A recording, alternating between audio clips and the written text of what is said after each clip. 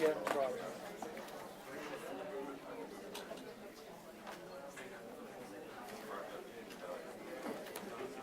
When you going to Honduras? Wednesday. Oh, all right. Yeah, Wednesday. It's going to be a short trip. Is this a mission trip or is it a plane? Yeah, yeah, we're building a church and a house and giving out a bunch of food. And 2 more days, 3 more days.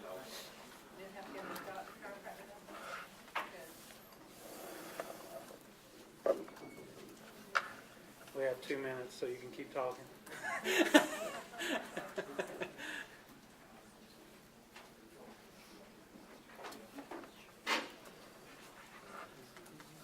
I will say, right before we get started, that we have a special guest with us tonight. We have Mr. Samuel Brown with us from Candler Troop 40, Boy Scouts. He is working on his Citizen in Community Merit badge. Did I say that right? All right. And Mr. Brown called me and asked me if he could come and observe us, and I've asked him whenever we do the presentation of the colors to lead us in the Pledge of Allegiance here in just a few minutes. So.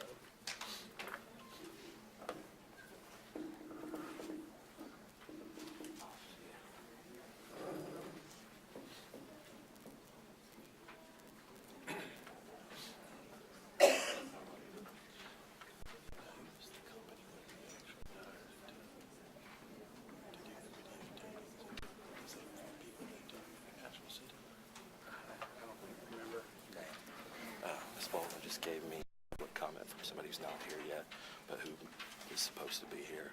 Am I allowed to read that for her or not? If the person's got to be here. Okay. All right. Thanks. We can certainly, if he doesn't make it, we can make copies and hand it to everybody on the board. Okay. Yeah. All right, I'd like to call this Thursday, November 7th, 2013 meeting of the Buncombe County Board of Education regular meeting to order. Presenting our colors tonight is the Robertson High School ROTC program. If you'll all please stand.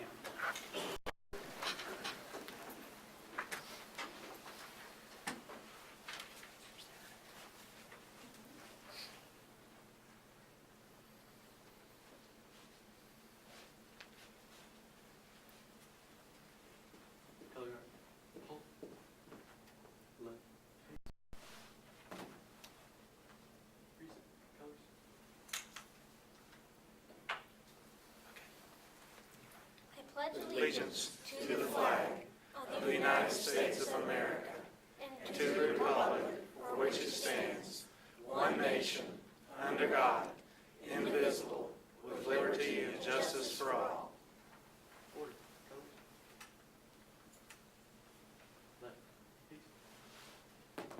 Forward.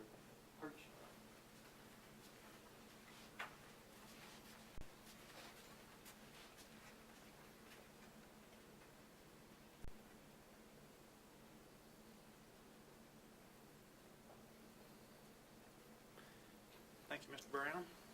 If you'll please remain standing for a moment of silence.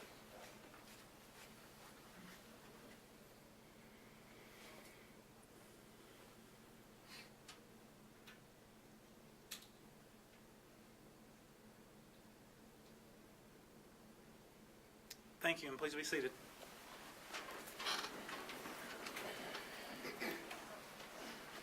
Before we approve the agenda, I'd like to remind everyone that if you'd like to sign up for public comment, it's to your right, the back of the room. You can, if you'll please sign up so we have a record of your attendance, please. So, next, we'd like to approve the agenda. I'd like to make a couple of changes. I would like to remove the Irwin High School intent to purchase the fire alarm system completely from the agenda. And I would like to move from the consent agenda to the action agenda with 2 items: the intent to award agreement for installation of fiber optic cable system-wide and the intent to award agreement for installation of wireless network switches system-wide. Move both of those to the consent agenda. Do I have a motion to approve? So moved. Okay, is there a second? Second. All in favor, say aye. Aye. All right, so we have an agenda. Dr. Baldwin. Earlier this this afternoon, the State Board of Education officially released their results for the new Ready Accountability Assessments. And I want to thank Mrs. Swanger for getting those results to me fairly quickly, and we tried to crunch some numbers. You're going to be hearing a little bit later on from her and Mr. Gorsuch to give you a few more details with those. These results reflect each school district's performance scores from tests that were taken previously in 2012 and 13. Now, what makes these scores different from most of the past years? And the reason that they're different is because we, the state of North Carolina, has adopted a significant rise in standards that these scores will now be compared to. The bar has significantly been raised. I can report that overall our schools fared quite favorably compared to the average performance across the state. In fact, in crunching some numbers, 72% of our 40 schools earned a higher performance, overall performance composite, than the state average. And we're a large system, so I think we should be extremely proud of that.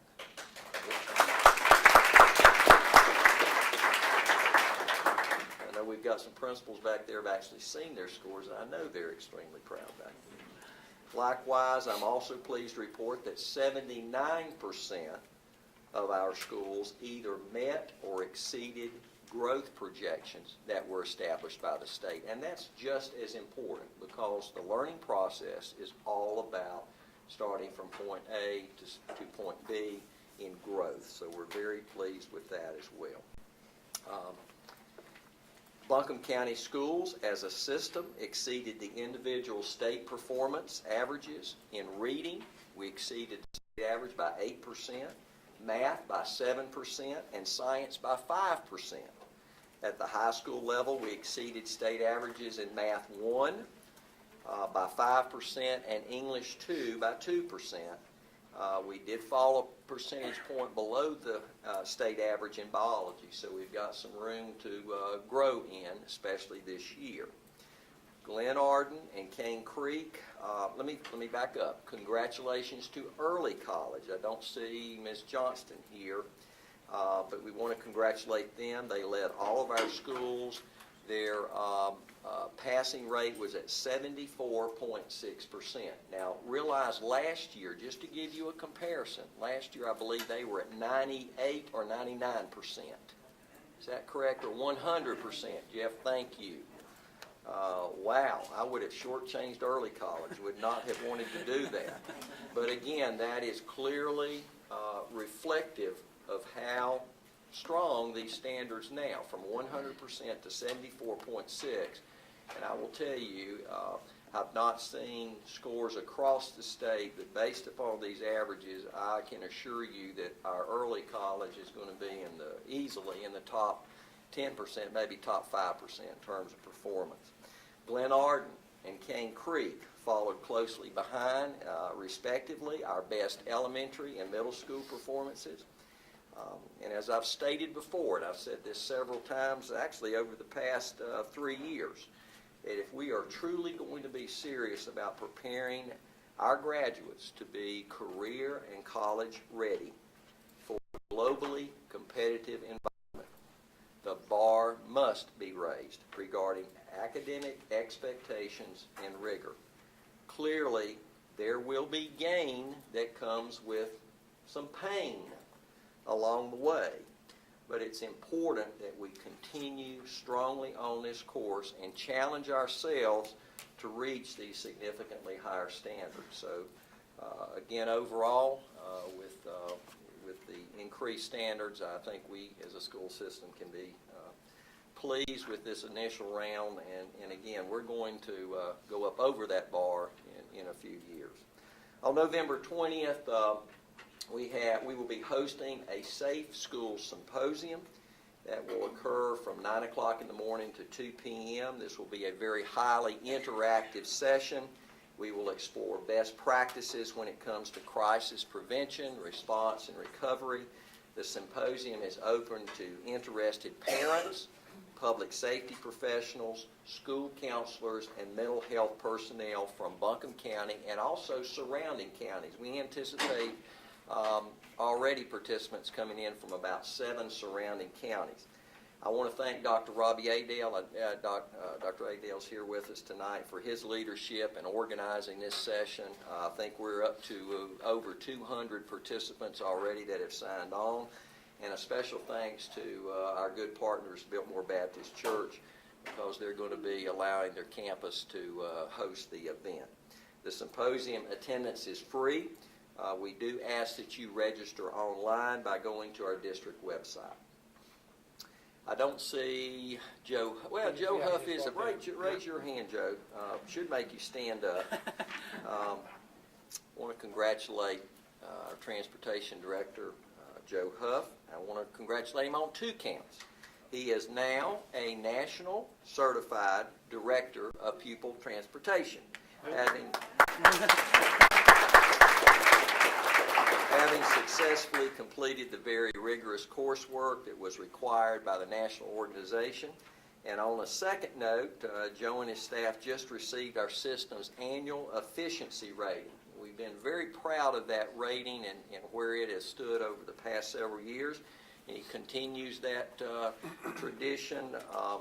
I know Mr. Laughlin would be very proud of you and your staff. It is at 97.32%. Now, I want you to think about Buncombe County and all the challenges that come with running those buses. And it also includes Asheville City, too, because that is one of our partnerships. But to have a rating of 97.32% is outstanding. And the state average, by the way, is at 93.8. So, again, a well-deserved congratulations, Joe, to you and your staff. Yesterday was STEM Awareness Day. It was celebrated through educational tours. We had about 50 Buncombe County school teachers and administrators. I know Mr. Allison was there with us yesterday. We went to 2 of the area largest manufacturers, advanced manufacturers. Again, that is at the core of what our partnerships that we'll be creating for our new STEM high school. We visited Linamar and Eaton. A big thank you to Christy Cheek. Christy, raise your hand. And the Asheville Chamber of Commerce for organizing this event. And I think last year, if you recall, Mrs. Cheek, how many middle schoolers did we have take tours across Buncombe County and the manufacturers? Over 750. Now, first off, middle schoolers, 750 of them, and coordinating them to have opportunities to go into the workplace, and again, reality checks. And I think, again, this is part of preparing our kids. We have to do more and more of that so that they truly understand, along with educating many of their parents, what the reality of the workplace truly is and how it is very global in scope. Finally, I've asked Associate Superintendent Suzanne Swanger and Director of Technology, Dr. Monty Fuchs, to help me provide you, the board. And I know you had a little preliminary opportunity to hear from Dr. Fuchs. We want an update provided to our guests, the MTAC plan as we expand and enhance our digital learning capabilities over the next 2 years.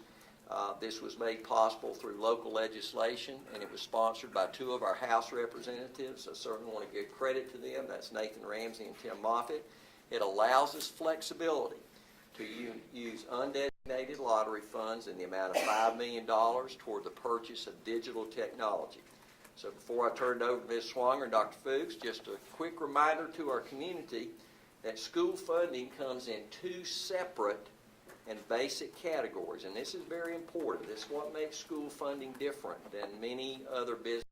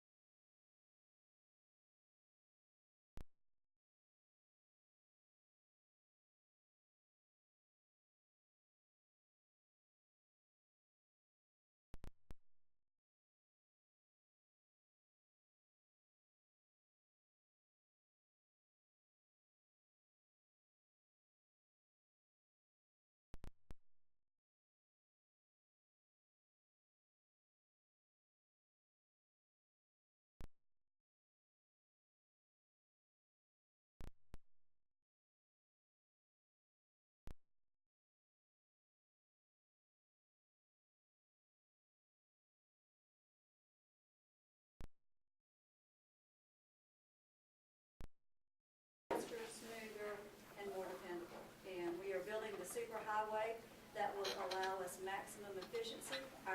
Some of our older computers will be able to be repurposed and run more efficiently instead of going to the disk pile. And students will have more access through more devices. So all good news coming from technology. We have surveyed teachers to see what they would like. We have plans for more professional development. Our instructional technology facilitators have been working very hard with Power School, as you can imagine, with report cards and attendance. But there are more features that they can share with our teachers to help better utilize technology in the classroom. So Dr. Fuchs is going to update you on the infrastructure side. Good evening. Chairman Reinhardt, Ronald, Board of Education. You saw some of this evening already. I'm going to shorten that considerably and just give you the highlights of what we have an opportunity to do in Buncombe County Schools and that you'll be voting on tonight.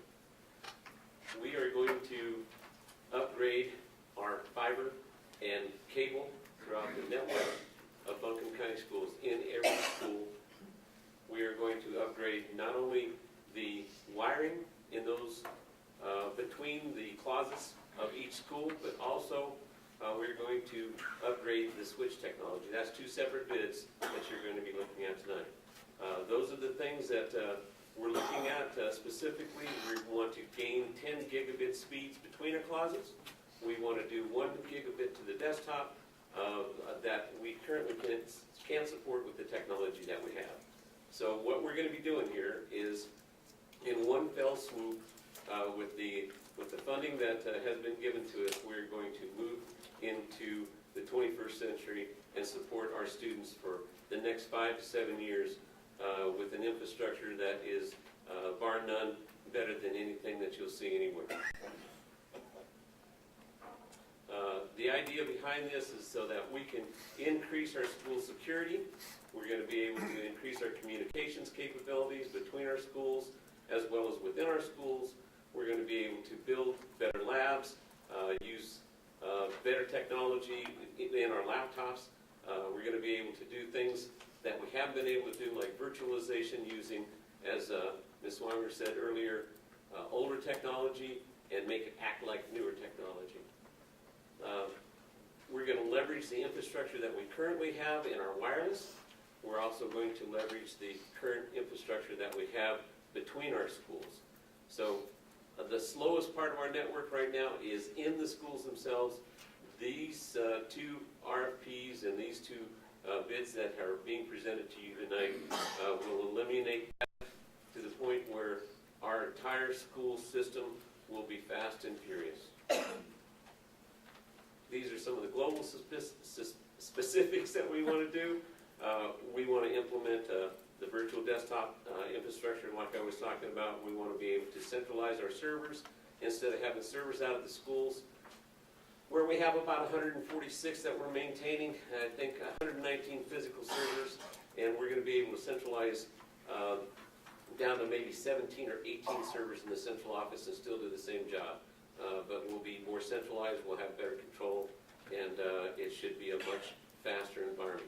As we're going towards one-to-one and BYOD capability, we're doing BYOD right now. We notice an impact on our network already, but when we go to one-to-one and add that much more technology, we are going to need this infrastructure, and that is exactly why we're doing this. Without the robust infrastructure in this system to support the massive increases that we're expecting in the future, we're not going to be able to move forward. So this infrastructure, without question, is the opportunity to invest into a 5 to 9 year future proofing of our technology infrastructure. It is the wisest thing that we can do. Any questions? Thank you, Dr. Fuchs. Board, you're more than welcome to ask any questions now, or you can ask questions whenever we get to these two items on the action agenda. Either way, Dr. Fuchs will be available. So, all right. Thank you, Dr. Fuchs.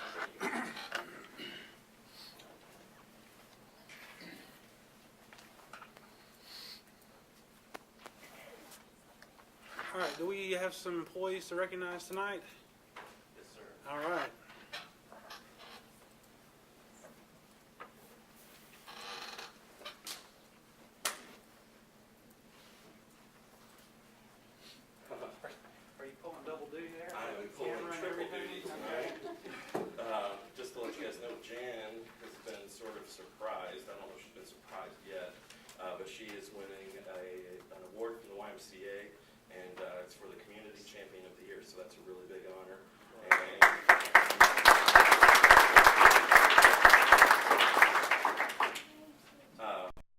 found out about 5:30 that she wasn't going to be here at the meeting, so I managed to trick her into writing the script for tonight, except for this one part. So our first person we want to honor their time served is Jenny Barrett, and she has been involved 20 years, and is the principal at Hawk Creek Elementary School.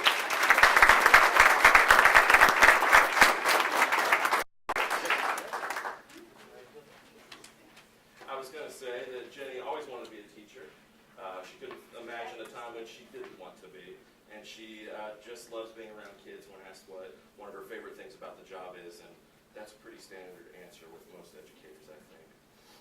Where did you serve all those 20 years? I've been at Emma, I was there for 12 years. I was the lead Title I teacher for a couple of years, AP at Oakley and Williams, principal at Woodman, and now at Hawk Creek. Thank you very much.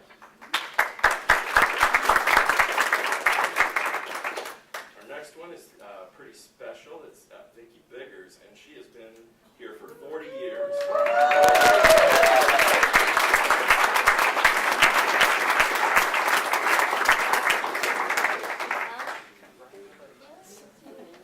She comes to work with a smile on her face. All right, so tell us about those 40 years. Where did you start? Started in Henderson County Okay. for a couple of years, moved to Davie County, got married, came back to Buncombe, which is the home of my husband, and spent 11 years at Irwin Middle, the rest of the time in the North Buncombe district, except for last year I worked at Valley Springs, and now I've kind of gravitated up here. Thank you very much.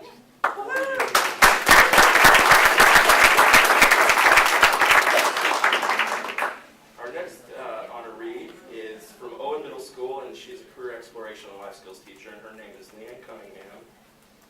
And there she is, and I did not get to speak to her before, but I bet if I asked her the favorite thing about the job, it would probably be the kids. It's the kids, especially middle school. Congratulations. Thank you very much.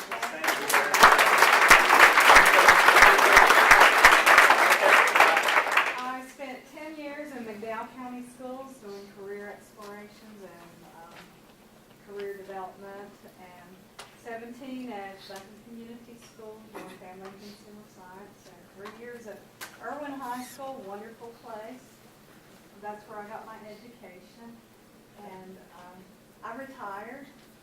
And I couldn't stand it. I saw a beautiful middle school job open, the perfect job, the one I've always longed for. And I was fortunate enough to be offered that this year. And here I am. And I'm just happy to be here, ready for 30 more.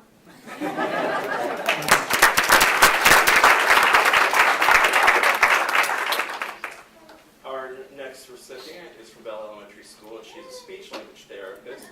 And of course, she loves the students, and she has a very varied work history. She is focused on students with hearing loss and worked at the School for the Deaf, and her name is Cynthia McCann.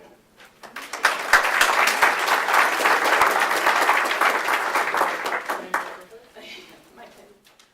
3 years at the School for the Deaf in Morganton, and then I was out a while with my kids, and then 7 years now at Bell. Thank you very much.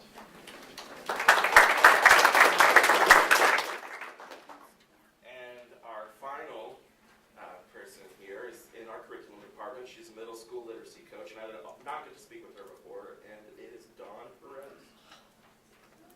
Oh, she didn't make it. Dawn is in here. We'll give her a hand.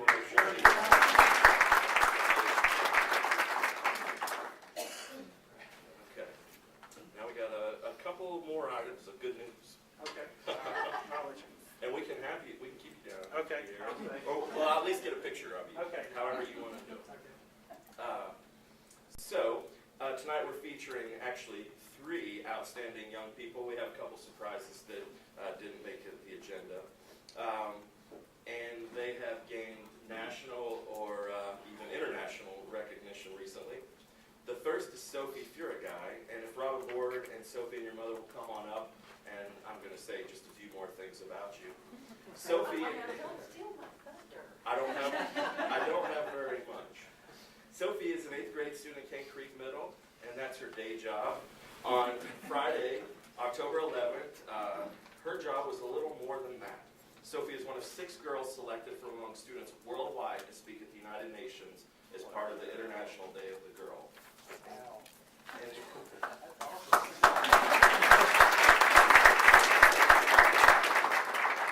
And Sophie just returned with her mother from the Dominican Republic, where she's been helping the Mariposa Foundation teach Haitian and Dominican girls to swim. And that's a very important skill in that area, in a safe environment. I'd like to, you guys are up here, and I will pull up your presentation now. Sophie has a little bit. And if you can take a picture. It's not often that we have a middle school student to take the world stage, and Buncombe County is so strong in focusing in on global studies, and so we are so fortunate to have this young lady at our school and in our school system. She does us all proud, so I'd love to you to get to know Sophie and her mother Jen. Escarolina is 9 years old. She's a twin and she's deaf.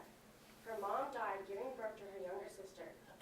Escarolina doesn't go to school and doesn't speak or know sign language, so it can be hard to communicate with her. She was in my swim class this past year and was terrified of the ocean. Escarolina howled in protest when I first let her into the water. She had no reason to trust me. There was terror in her eyes when I let go of her life preserver, and she couldn't feel the sand under her feet. After a moment of uncertainty, she realized she wasn't sinking, and a smile spread across her face.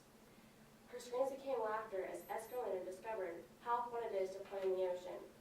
In that moment, when fear became joy, Escarolina and I formed an instant bond. I made a life-changing discovery when I realized that at my young age, I could make a difference in someone's life. Now that I've seen the impact I can have, I feel a responsibility to keep doing what I can to improve the world. Just by sharing your natural skills and passions, you can make the world a better place. I first came to the Dominican Republic on vacation with my family, and we noticed that although tourists come to Cabarete for water sports, most of the local population can't swim, especially the girls. Since we are competitive swimmers, we decided that I could be useful by teaching swimming lessons. We are lucky to find the Mariposa Foundation who accepted us as family volunteers. The Mariposa Foundation is an organization whose aim is to end generational poverty through the education and empowerment of girls and young women. The foundation works with communities on the north coast of the Dominican Republic, primarily in Cabarete, a town of 14,000. There is one road through town. On the beach side, there are hotels and restaurants, while across the street you will find extreme poverty and sprawling shacks that flood every time it rains.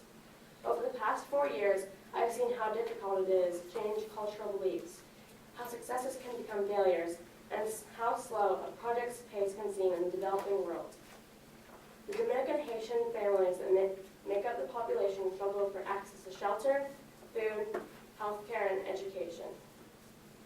Children attend public school for only half a day, and less than 20% finish 8th grade.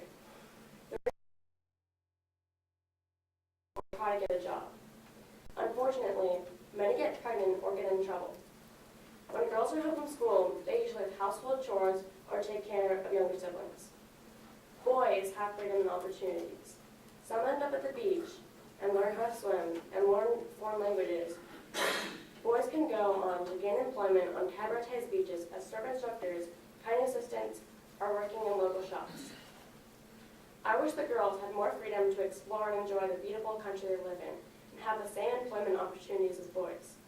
Women who work invest 85% of what they make back into the community, whereas men only invest 35%. Providing opportunities through swimming not only empowers the girls and the families they'll eventually have, but the local economy as well. Learning to swim may not seem super important on the surface, but the ripple effects from learning the skill are far-reaching. Like Escarolina, the stories of Brady and Corolla will show you how learning to swim can redefine possibilities for girls. Brady was in her first swim class 4 years ago, and she was a very determined learner. After 3 months, she could swim freestyle and backstroke and play safely in the big waves. She started coming along with us to surf, then she joined a swim team, and her skills continued to improve. McBrady, now 16, went on to become the first Mariposa girl to get kiteboard training from Laurel Eastman Kiting, where she now has a part-time job. She has the satisfaction of earning a paycheck and is building the confidence and independence that will serve her well into adulthood. This year, she is one of 16 girls sponsored by the Mariposa Foundation to attend high school. Carola was really afraid of being out past the break, but she returned each afternoon to try again. As time went on, she loved being one of the ones who could swim. Just this spring, Carola was hanging out at a hotel pool with some of her friends when she noticed something at the bottom of the pool. She dove in and rescued a 9-year-old girl who had sunk in the deep end. Carola is a hero. Swimming really does save lives. So learning to swim is like a pebble being tossed into water, and the ripples might be getting a job, coming to love and protect something once feared, or even saving someone's life. It takes many people working together to have a successful project. My swim team collects Susan goggles. My school sends pen pal letters. 321 Takeoff Surf School lets the girls use surfboard and equipment for free. And Little Eastman Kiteboarding sponsors and teaches extreme water sports. Cabarete is only a small part of our world, but I know that there are girls everywhere in coastal communities who can't swim. The swim program developed by the Mariposa Foundation can be expanded and replicated anywhere. The foundation recently purchased land and is soon to open the Mariposa Center for Girls, the first facility of its kind in Latin America. The center will be a comprehensive educational and health facility and will be a model for our world. I would like to see centers like ours open worldwide, providing a safe and supportive environment for girls to learn and thrive. Even though an organization like the Mariposa Foundation can be doing so many things right, there is still so much to do and our efforts never seem to be enough. Just this week, I found out that my friend McGrady, who I consider to be like a sister, is pregnant and got married last night. Another thing I learned in advocating for girls' rights is that you always have to stay hopeful and move forward even when you encounter obstacles. It will take tremendous amounts of trust, courage, dedication, generosity, and love from parents, swimmers, instructors, and donors alike. But together, I know we can make a big splash.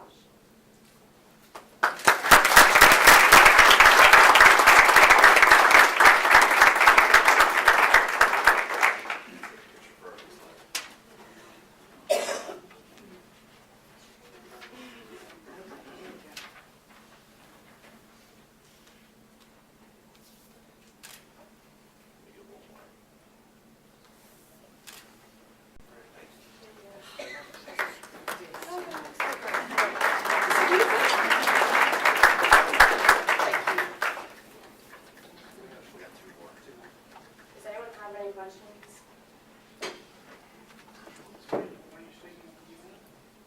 I already. You already did, Yeah. okay, and that was October. Were you scared, nervous?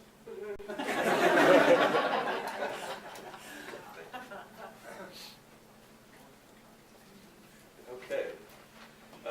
Second is North Buncombe High School student Jason Chrisman. And Jack Evans, if you'll come on up and introduce the band director, Andrew Shelton, and Jason. And while they're coming up, I'll just say this about him. North Buncombe student Jason Chrisman was selected to participate in the National Honors Jazz Band in Nashville, Tennessee. I believe fewer than 20 high school musicians were chosen for this honor. Is that correct? Yeah. And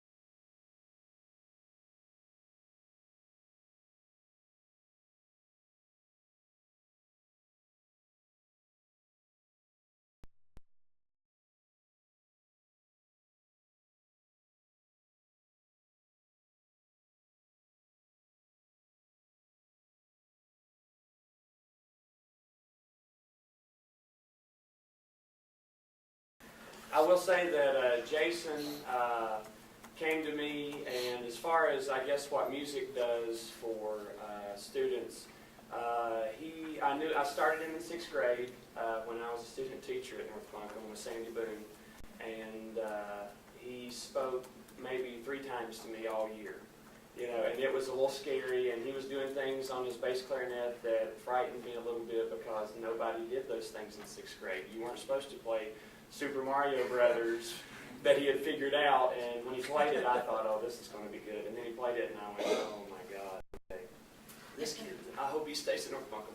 And he did, and he's progressed. He has made all county bands, he has made all district concert bands, he's made all state honor bands, he's made all region jazz bands, and he's made all state jazz bands through middle school and now into his high school career. And now he's at the all-national level, 1 of 2, which is very impressive. And it's brought him from 0 to 60, I guess you could say. He has socially bloomed, of course, intellectually bloomed, and it's just awesome for me to watch as a teacher. And and it's a process, but it just makes it worth every day. And this guy is going to be one of the best. And he spent the summer at a Juilliard jazz camp in Florida with some of the Juilliard jazz teachers, and he just keeps doing things that just blow my mind. And we will be playing, the North Buncombe Jazz Band will be playing at the State Music Educators Convention on Monday. And we're the North Buncombe Jazz Band, the high school and the middle school, are the only 2 jazz bands from Charlotte to Murphy that have ever been asked to play at the state convention. So it's cool for us, and this guy is going to be playing several solos, and hopefully we will knock some socks off down there. But thoroughly impressed. I want to say a thank you to his mom, Cheryl Chrisman, a big supporter of him and our band program. I warn you, Jason is a big talker. That's a joke, obviously. But he may say a few things here, and he's a man of few words. But if you ever hear him play, then you don't even need to hear him talk, because this guy can do it. So, Jason Christmas.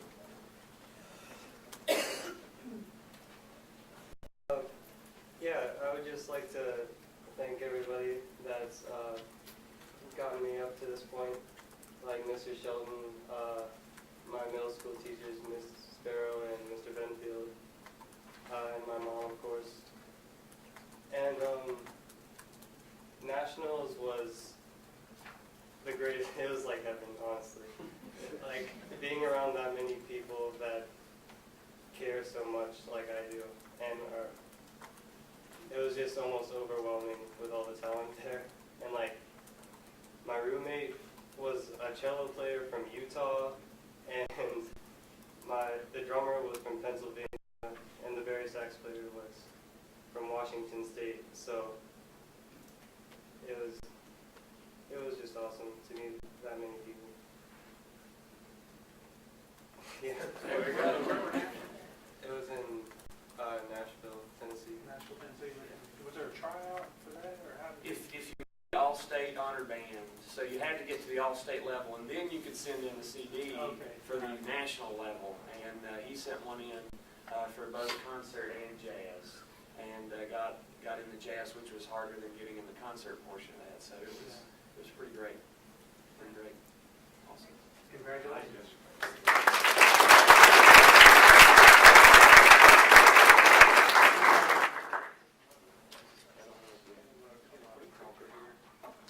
Mr. Reinhardt, maybe he should have brought his saxophone with him tonight.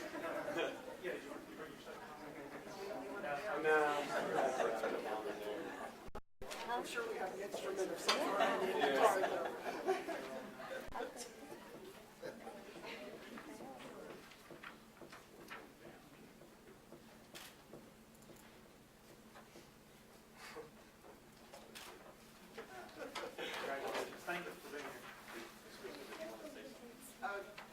I would just say thank you to all of you, because it's not just the music educators, but the administrators who go to the mat to get the resources. And it's just incredible. We've got a great community for this. And it pays back. And I'm going to be talking to my son about what do you do to pay for it? And we were talking about it in the way over. What can he do now to give back? So, thank you very much. Thank you.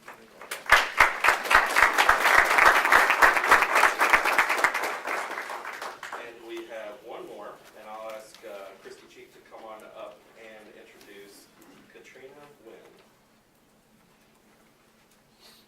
Good evening, Chairman Reinhardt, Dr. Baldwin, members of the board. Katrina, you and Mrs. Sellers from Reynolds, come on up.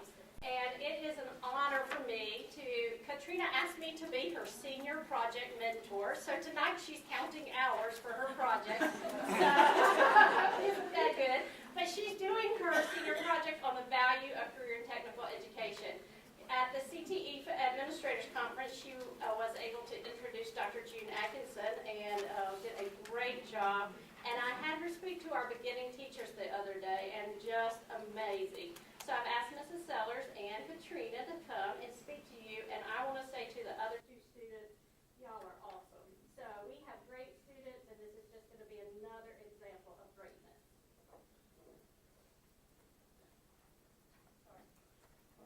Dr. Baldwin, Chairman Reinhardt, board, and guests, it is an honor for me to introduce Katrina Wynn to you tonight.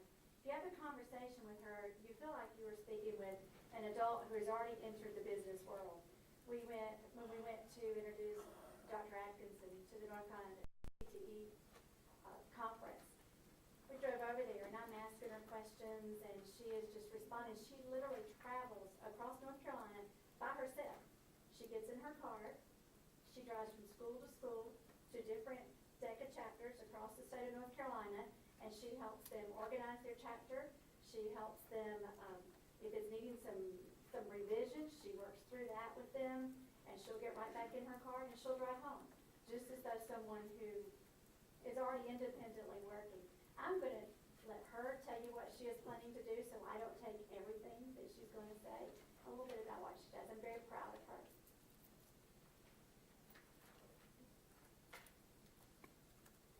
When I walked into high school my freshman year, I definitely had no idea that I would end up here today as state president of North Carolina DECA. I know I was that really shy girl in the back of the classroom and I was scared to talk and give presentations, but through career technical education and through DECA, I've learned and grown as a leader. And I'm very thankful for all the opportunities that the North Carolina education system has given me, because I know when I started out, I wouldn't have been here today.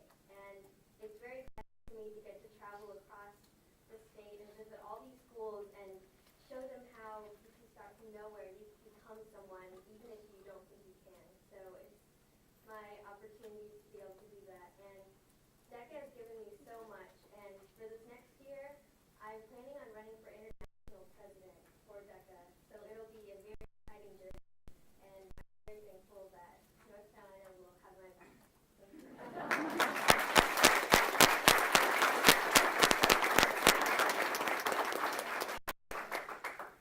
Ms. G, come on over. Yeah, we have How's she this doing? senior project How's she log right doing here. for? Okay. We're good, aren't we?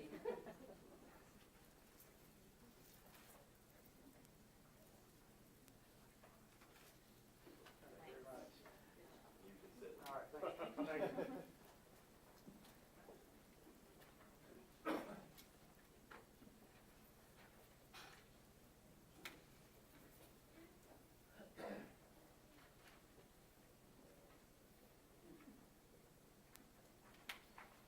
All right, next we have a curriculum feature, accountability update.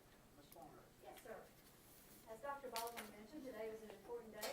Finally, our 2012-13 data was released, and with staff in the house, I am appreciative of all the work that our teachers, our instructional staff, and our principals and leaders do every day to make students very much more successful in our school system. Now the real work begins. We're looking at the baseline data that we have received. We'll start the analyzation process, looking at subgroup performance, subject area performance, content performance, and I imagine it will be the topic of the PLCs tomorrow. So our schools will be ready to dig in and see where we can make improvements. But Mr. Gorsuch is going to share the new accountability system and show you some statistics. Thank you. Good evening. This does seem to be the culmination of a long wait. As our testing occurred at the end of last school year, it's been a long time coming. For me, it's been an especially long time coming because in 2007, I served on the North Carolina Blue Ribbon Commission on Accountability that developed the recommendations that ultimately led to this point. So that report was presented to the State Board of Education in January of 2008. So it really has been a long process. But we are ready to share this information about the Ready Accountability Program, the report that came out today. I want to give you a little bit of background, not spend a lot of time on this, but just to give you a touchstone of where these results have come from. It's called the North Carolina Ready Initiative, and of course, anytime we see something in all caps in education, everybody wants to know what the acronym is. This is not an acronym. It means ready, because that's what our goal is to make sure that students are ready for life after school.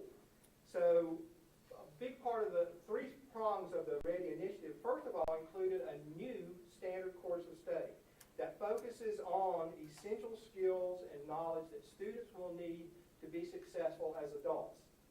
That means in English, language arts, and mathematics, adopting the Common Core state standards that many states throughout the country have used. And for those other subject areas, adoption of the North Carolina Essential Standards. This new standard course of study was implemented for the first time in 2012-13. The second part, then, of the initiative was the assessments that would be aligned to this revised standard course of study, and those assessments were administered for the first time in 2012-13. Those assessments called for a new accountability model that focuses on career and college readiness measures, and that's what we're reporting on this evening. The timeline for this standard setting process started out with something that has been the normal activity for me for the last 20 years in working with testing, and that is to have all of our school system data cleaned up, verified, and submitted to the state by the end of June. So in 28, Buncombe County, along with every other school system in the state, had to have all of the test data ungraded at that point to DPI for the work to be done this summer.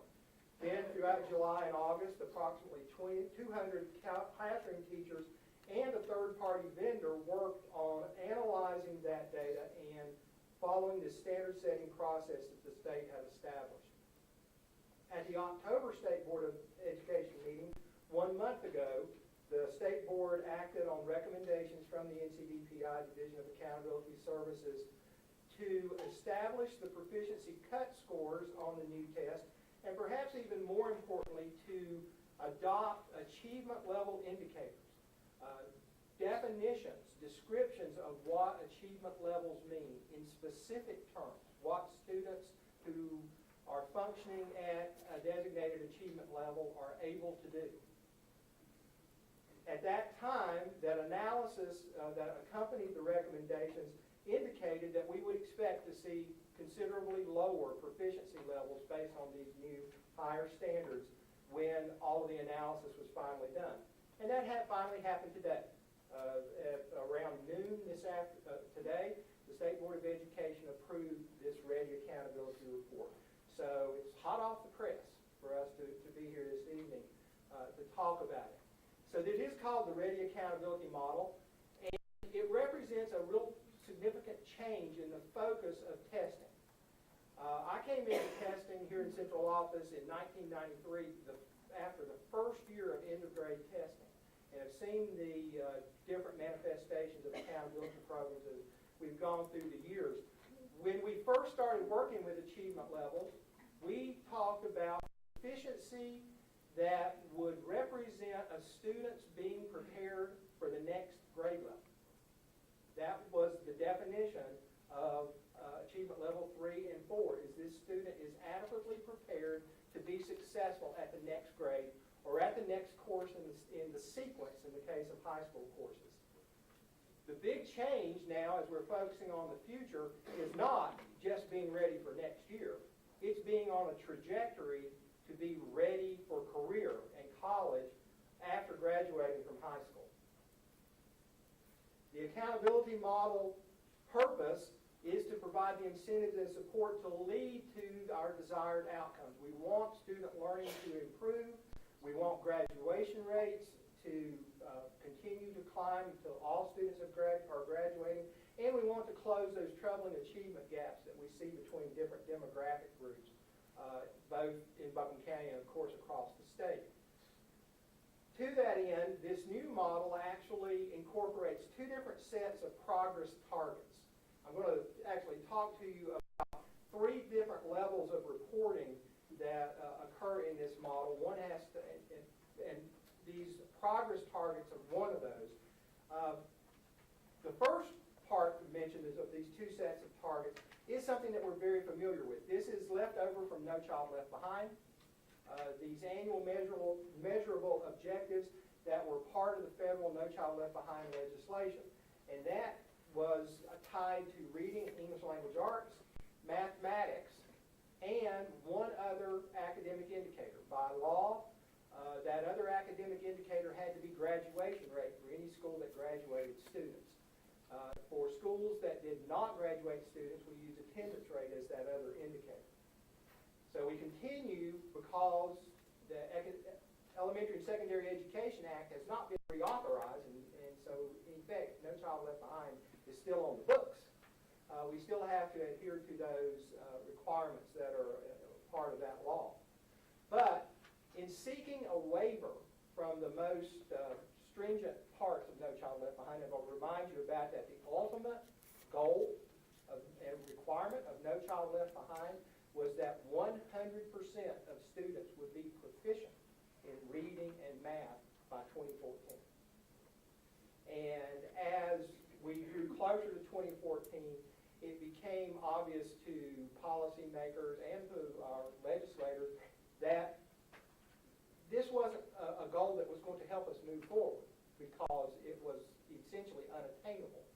And so North Carolina applied for a flexibility waiver last year after Secretary of Education Arnie Duncan opened that door for states to present this.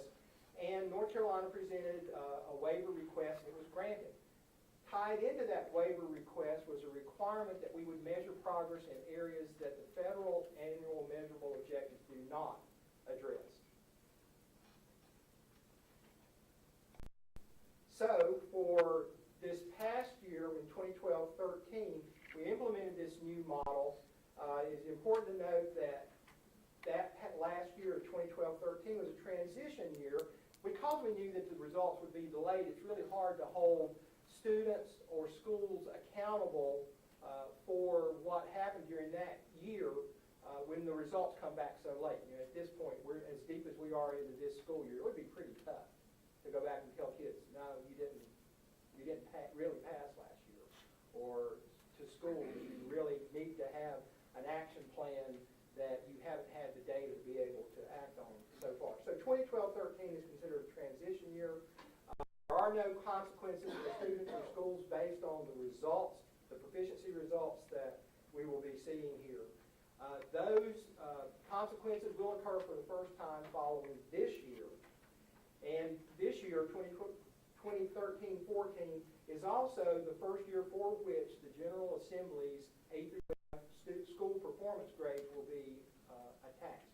I do expect that at some point during this year, DPI will run a simulation on what these school performance grades would look like if they were applied to the 12-13 data, but that I haven't seen a firm date or a firm commitment to that, but I do expect that we'll see it. So the components of the accountability model include these indicators. As I said, there are three types of indicators: status indicators, growth indicators, and progress indicators. Now, at the elementary school level, those status indicators indicate how did the students perform in this particular year? What proficiency level did they earn from the efforts in that particular year? At the elementary and middle school level, that is tied to end of grade, math, English language arts, and science at grades 5 and 8. The growth indicator comes out of EBOS, the Education Value Added Assessment System, and the key part of that is the VA, value added, how much has been added to the student's learning over the course of the past year. That's the growth indicator. That's different from the growth measures that we had under ABCs previously. And then the progress indicators are these targets that we were just talking about. What kind of trend over time are we seeing for groups of students? The information that came out today established a baseline for moving forward. That ESEA flexibility waiver requires that we as a state set goals to cut in half our percent of non-proficient students over a 6-year period. So part of the presentation to the State Board of Education today included charts that showed what these targets would be each year for the next 6 years so that we reach that goal of cutting non-proficiency in half in that 6-year period. So the same measures, end of grade math in grades 3 through 8, and English language arts in grade 3 through 8, science in grades 5 through 8. So that's not, other than incorporating the EBOS growth instead of the old ABCs model, that's not really that different than what we saw with ABCs with the elementary schools. But the high schools is where it is incredibly different.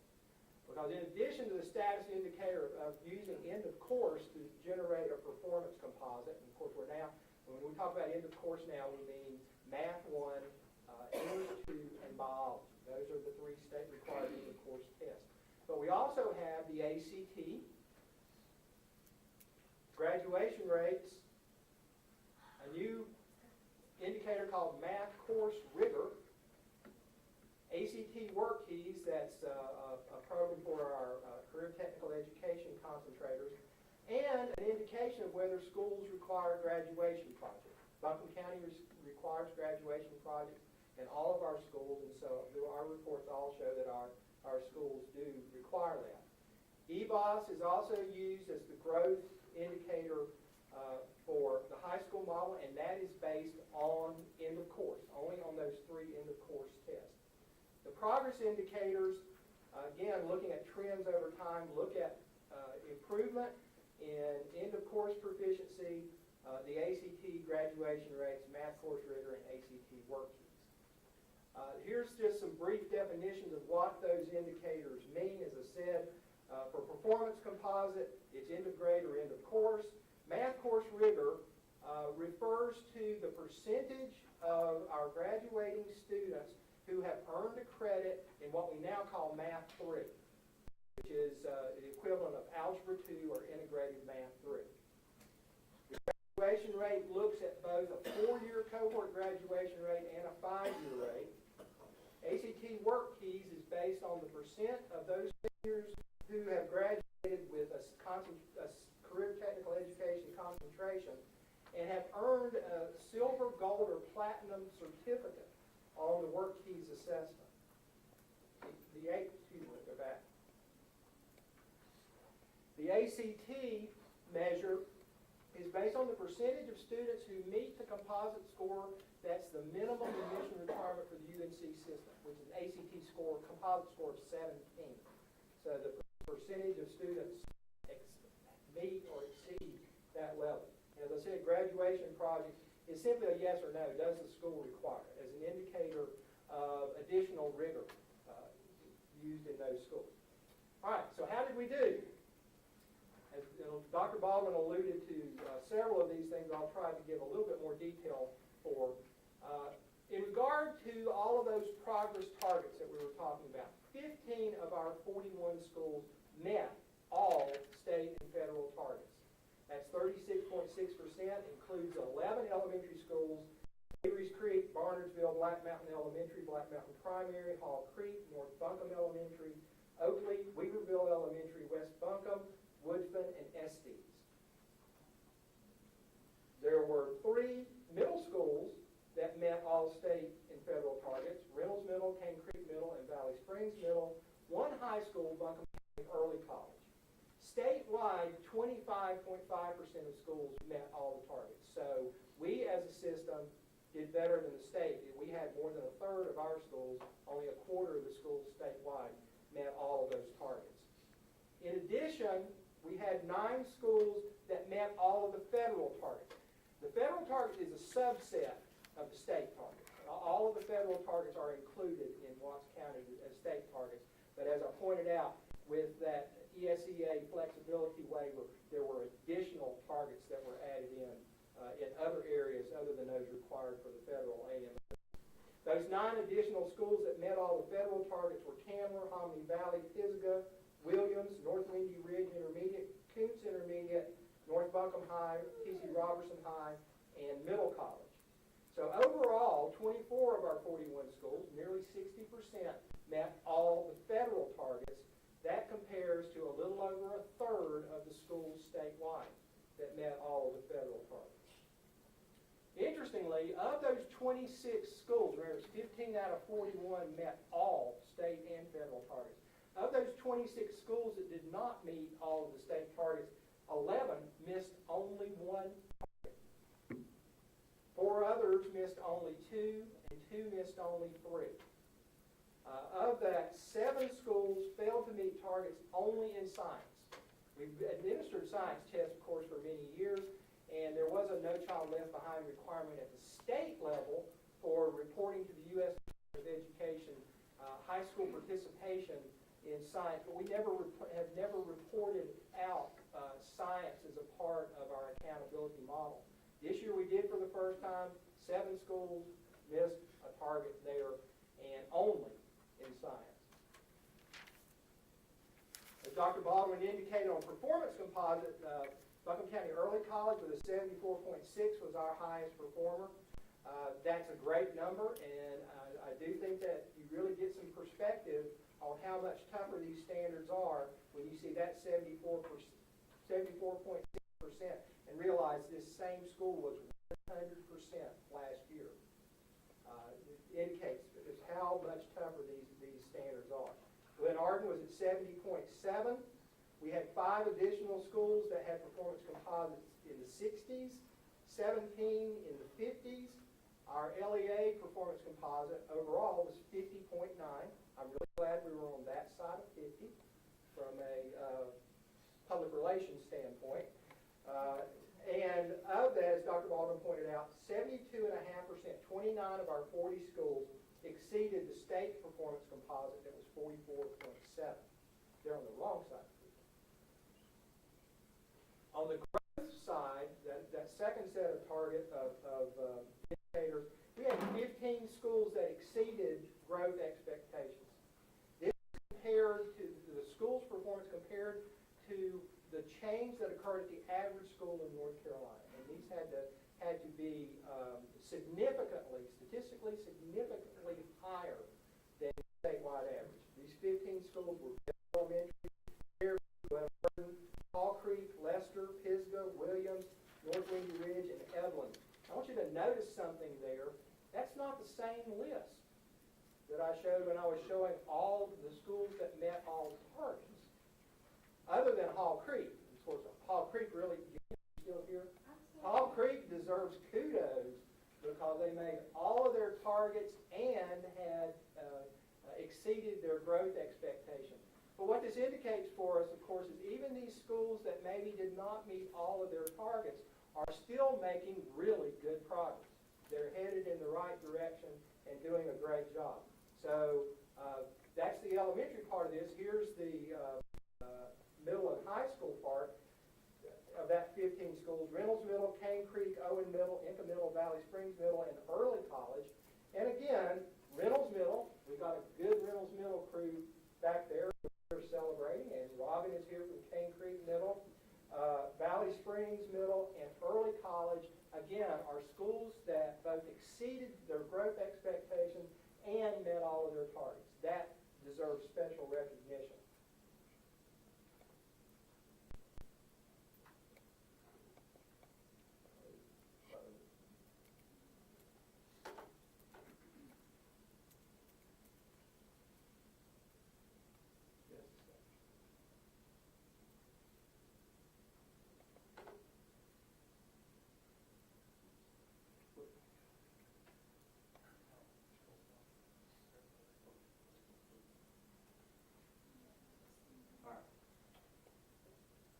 so overall, 31 of our 39 schools that had growth projections, I guess I ought to say a little why this number isn't 42. You know, we have 42 schools. Weaverville Primary doesn't have any test results, so they're not included in these numbers. And Middle College did not have tests administered that led to the calculation of the growth piece. And Black Mountain Primary with only third grade. So Black Mountain Primary, Weaverville Elementary, and Buncombe County Middle College are three schools that aren't included in the growth calculation. But 31 of 39, 79.5%, met or exceeded growth expectations, and then comparing that to the state, that was statewide, that was 71.3%. So again, we are significantly above the level of state performance. There's one other little piece I need to share with you. There was a new set of rules this year that was written into legislation that deals with how we deal with participation. Participation rules, and the basic rule is we're required to test at least 95% of our students in these areas. And this applies to all those assessments graded into course that are included in the performance composite, the ACT and ACT work keys. This is required for schools, required actions for schools not testing 95% in a given subgroup. I need to point out, the minimum subgroup size is 30. If you do a little math, on 95% of 30, how many students can you have not participate? You have to get to 40 before you can have 2. So if you minimally make this subgroup size, you have very little flexibility, almost no room for maneuvering.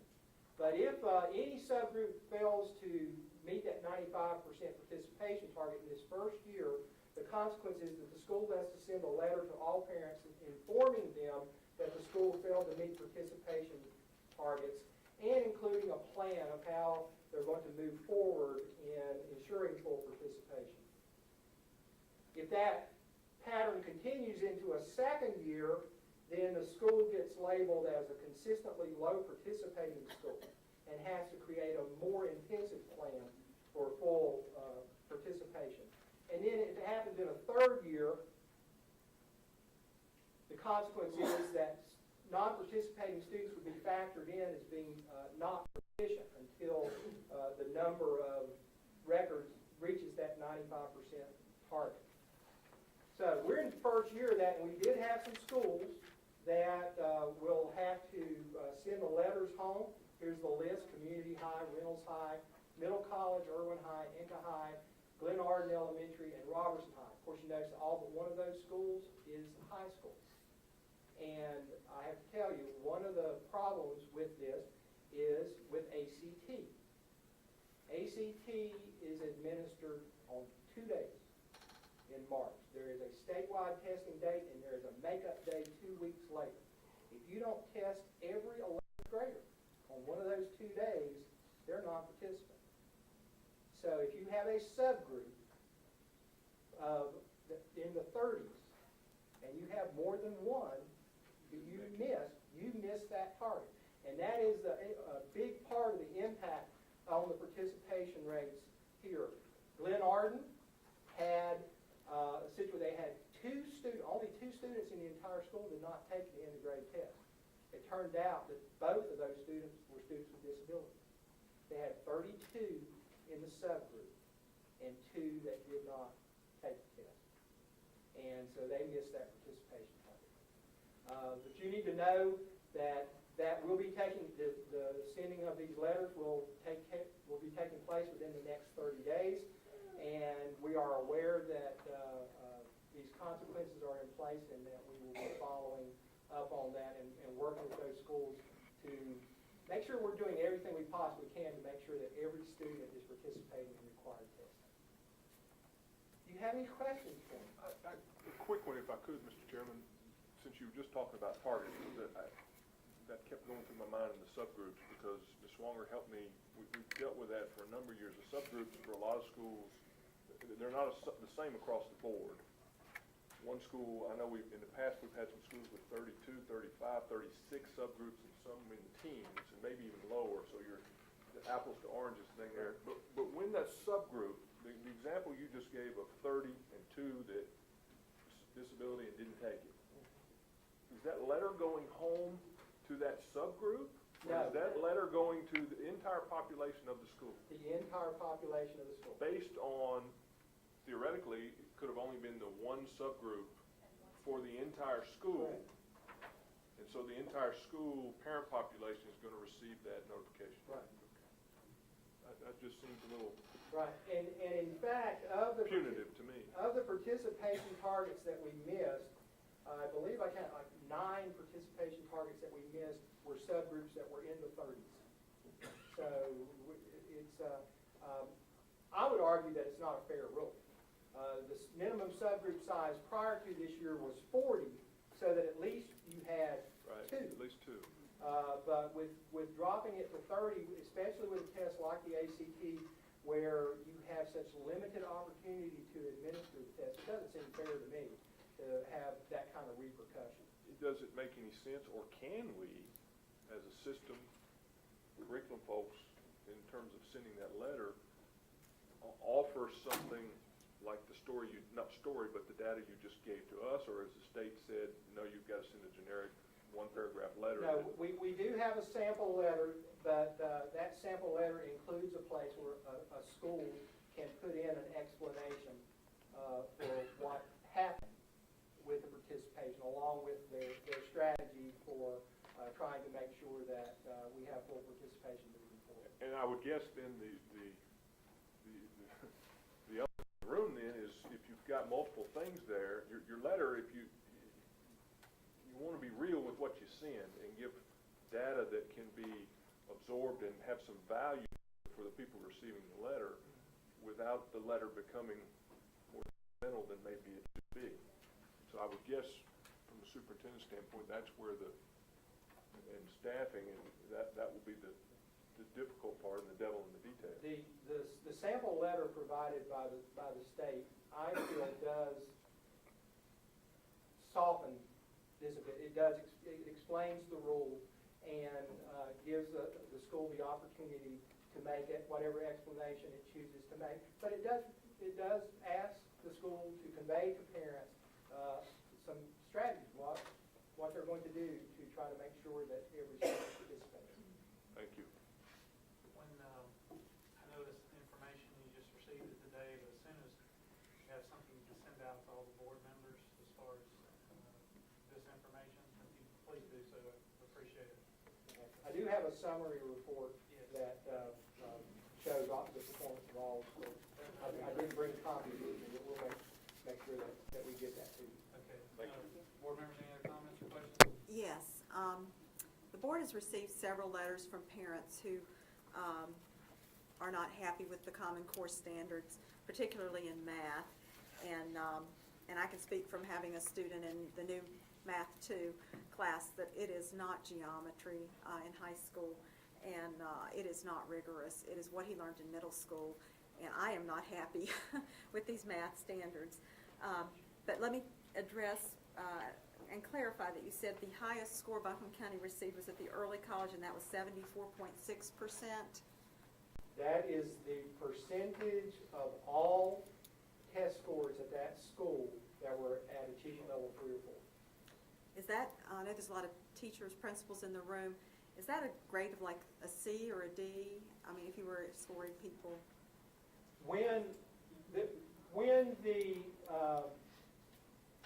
General Assembly's school performance grade calculation parameters are finalized, what will happen, it will be an indexing of that number.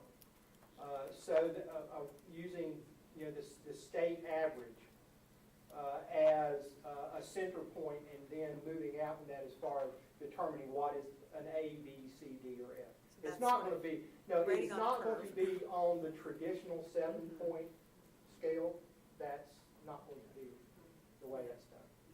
And I mean, I feel the teachers have done an outstanding job with the students. I know that is true, but there is so much information out there now about the Common Core, and also about North Carolina's testing. The tests were flawed, that the material that teachers are forced to teach is not developmentally appropriate. And I'm not blaming you at all, you just happen to be standing here. But, I feel like we're not looking at the root problem for these test scores, and we need to talk to the teachers who are teaching this material in Buncombe County and find out from them, what is the problem? Why are these scores low? What do you think we can do to change that? And I'm sure that's something that will happen. I just feel like we cannot blindly continue to think that these Common Core standards are wonderful, that they're raising the bar, because I don't see that in my son's math class at all. I don't want us to put out propaganda to parents, like this letter that my son just brought home with his report card yesterday, where it says that student learning is undergoing a transformation. For example, rather than teaching how to arrive at an answer and then complete practice items on a worksheet, we now present students with a problem and let them discover the process for finding the answer.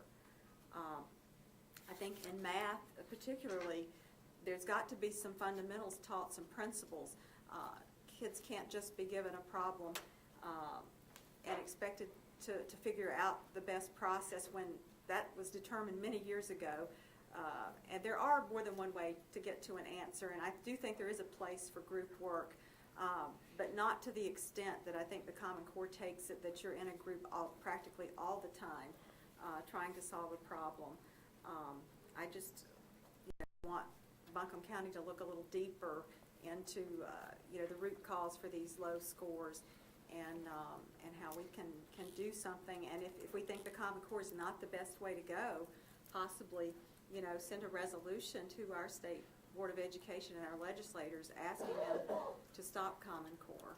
Many of the issues that you have raised are common. In fact, I would say universally occur in the first year of implementation of any kind of radical change, of a big change. Our teachers, as I pointed out at the beginning of the presentation, this standard course of study division was new last year. It was the first year of assessments. Our teachers are highly trained and have had a lot of professional development on working with this revised standard course of study, and the implementation of that will improve. I expect we're going to see dramatic improvements this year in proficiency. That always happens. And I'm confident it will happen again. Board members, any other questions or comments? Dr. Baldwin? Yeah.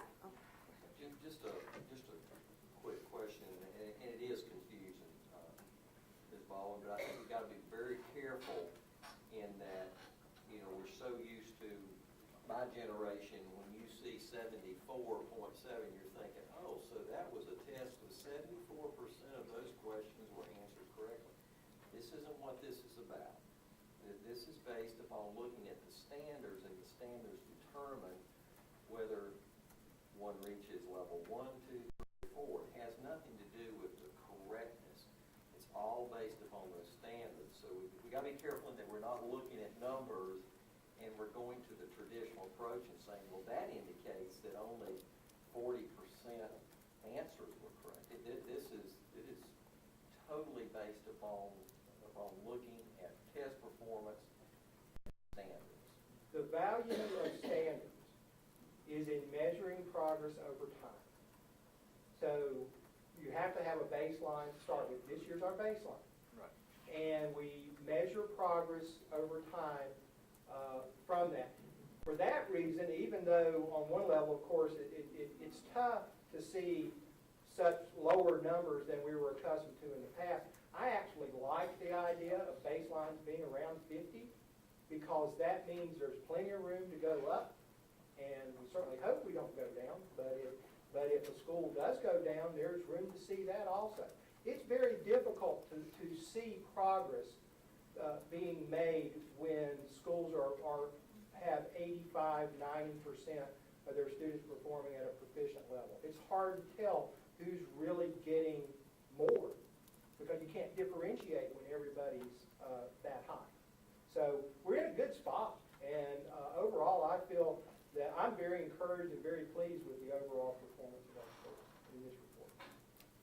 just wanted to add that, I don't feel like it's our place to defend these standards. They were never field tested. I mean, I can't see North Carolina ever putting something like this. In their past, would never put any standards in place that had not been field tested. Our children are guinea pigs right now. And, I think if we truly wanted to see how well these standards were working out, we would maybe ask our state legislators to implement an achievement test that's been around a long time, like just for example, the California Achievement Test. I know a lot of homeschoolers take these sorts of tests too. I think a test that's just been developed,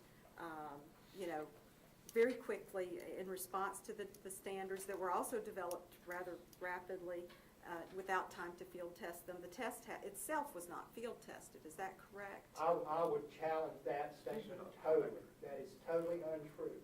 These standards have been well researched and well field tested. And you're going to find that even in nationally norms that those standards are incorporated also. Where were the Common Core standards field tested? They were field tested throughout North Carolina. We've done field testing ad nauseum. Well, I have the lieutenant governor telling me that they were not field tested. I have university professors telling me they were not field tested. I have 3 people who were on the committee nationally who said they would not approve these standards. To move on, I mean, certainly there's a big political discussion about Common Core standards, and I think we're going to answer that question here tonight. So, Ms. Baldwin, I think at the last work session, I suggested to you that if you wanted to put a resolution together to put on the agenda, just let me know, and we'll add that to the next agenda, and we can discuss it then. So, I mean, there's a lot of debate back and forth, a lot of things on the internet. So, any other board members have any questions, comments? Mr. Scorchett, thank you very much. Thank you. Thank you, Mr. Corbett.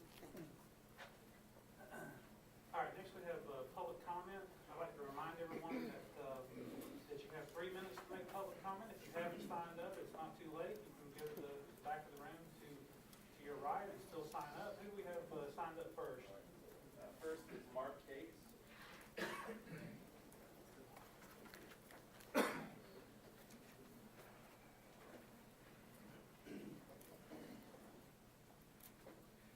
I'll have to go home and see if the Lieutenant Governor's comments about Common Core on the internet.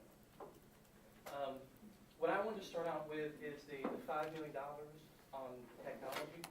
Seems a little bit to me like we're putting the horse before the cart. An infrastructure is extremely important. What I would like to see more about is how much the applications to take advantage of that infrastructure are going to cost. I work all over the country, all over the world actually, and I work in technology consulting. And one of the questions that I always ask companies before they get ready to spend millions of dollars, what kind of measurements do you have in place to understand the impact of those technology dollars that are being spent?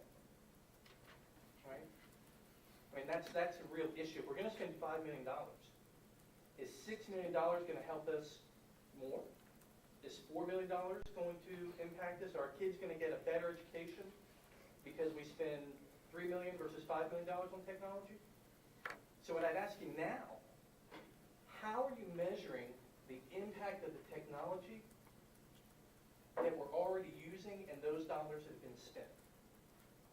So for example, I'm just making the number up, if our budget increased from $4 million to $5 million on technology, how did that impact our success rates with students? We know. Because that's really the issue. Now, if it was me, I would have wanted to spend that $5 million on teachers. At the end of the day, it's the teachers that have the biggest impact. I've got a son in 4th grade, and I am disappointed in the math standards in his class, but I'm not sure if that's the impact of Common Core yet or not. But I do know, in the training that I do in technology, we don't need technology to teach technology. We need to teach critical thinking. We need to teach logic. Those are the kinds of things that I think are more important. And that goes back to the teacher. I would also ask, how are the teachers going to take advantage of this technology if if we've got a 5 to 9 year timeline on this, how are the teachers going to take advantage of that? Where's that money?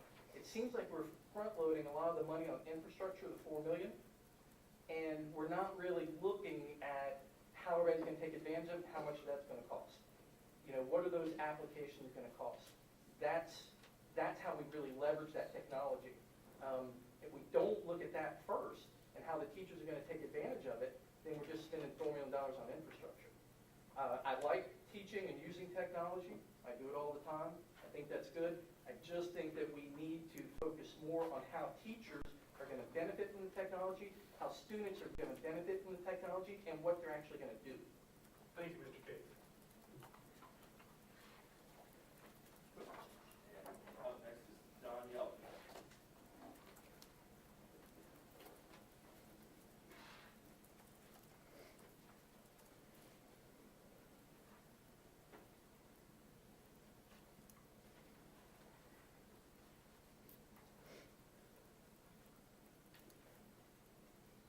Well, I could stay home and watch this and be a lot more comfortable.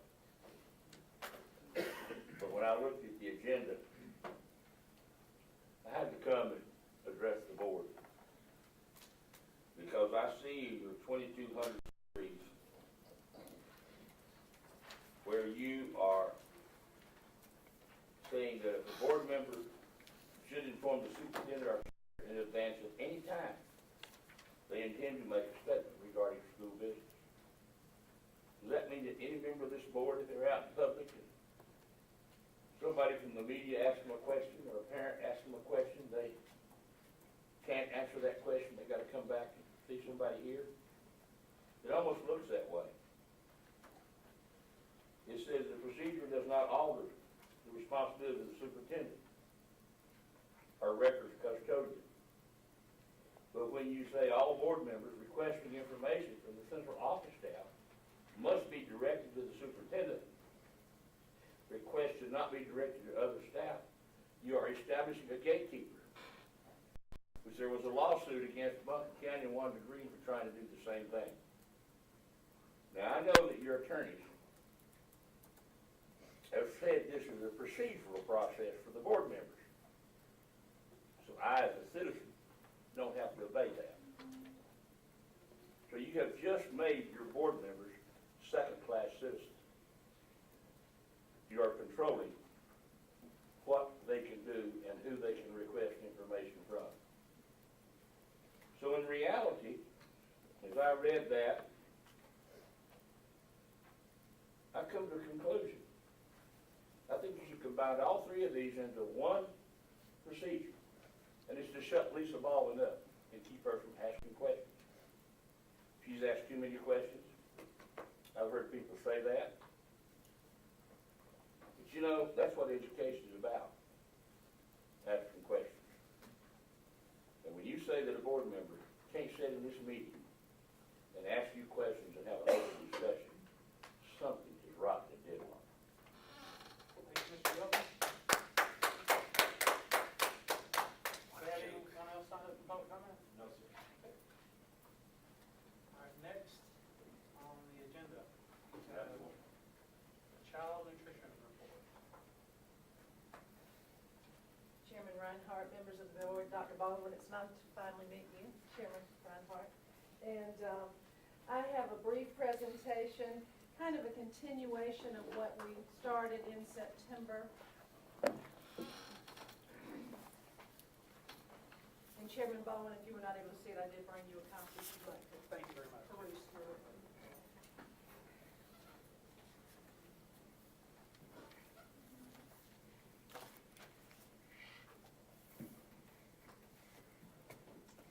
This is just a picture again of our Buncombe County symbol for child nutrition, which is feeding kids globally.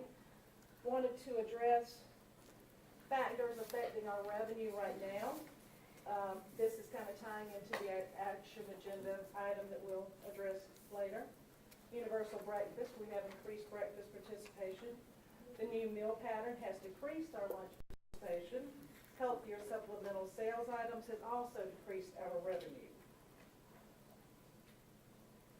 Meal type Great news, breakfast, the difference between 2012, 2013, 2013, 2014. We've seen an increase of 39,539 meals. And if you want to see the benefits of that, please take a trip to T.C. Robertson and watch the principal, Miss Amy Rooney, cheer her students on as they go through the breakfast line, and it's just a wonderful experience. So hope you can all do that sometime. We have had a decrease in our lunch participation, 123,272. I attribute that to the healthier meals and teaching children how to eat whole wheat biscuits and more whole grains and more fruits and vegetables. A challenge that here, but one through nutrition education, we can overcome. And then our supplemental sales, serving the healthier items, no Little Debbie's, the smaller portions, no Gatorades at 20.9 ounces. We are losing and are projected to lose for the year $203,000. Our school meal price comparisons again. Elementary in 2012, 2013, 2013, 2014. Elementary, we had a 5-cent increase. Intermediate, middle, and high, we had a 10-cent increase. Quick question, that previous slide was is that the forecast for the year, or is The that? previous, that was the actual. Actual. The actual. This one actually addresses the forecast, and this is looking at 97 serving days if the meal prices were to be reduced, which would probably be in effect in January. With the current meal price, our forecasted revenue based on current trends and what we are feeding would be $1,179,000. And then if we did the reduction in meal price, $1,149,18, which was really only a cash flow difference of $38,106. So I want to go back to a previous screen. No.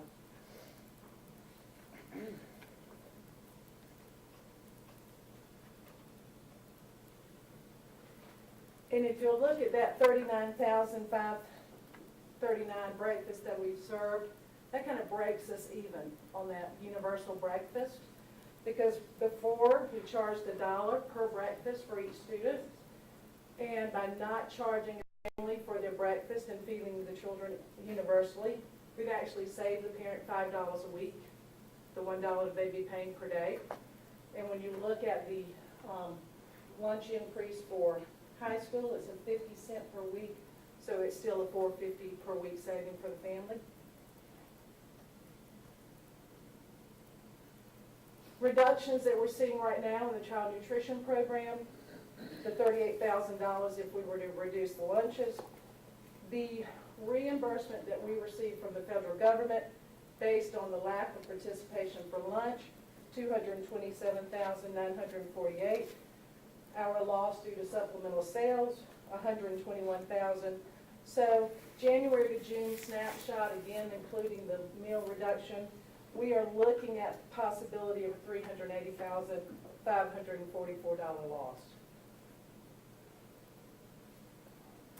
Other revenue, intangibles, because I don't have the data to give you actual figures, the things that do affect the program and are working against us right now. USDA entitlement dollars are being reduced based on participation, which could lead to a possible reduction in our workforce because we set our labor based on meals per labor hour and participation and hours generated revenue.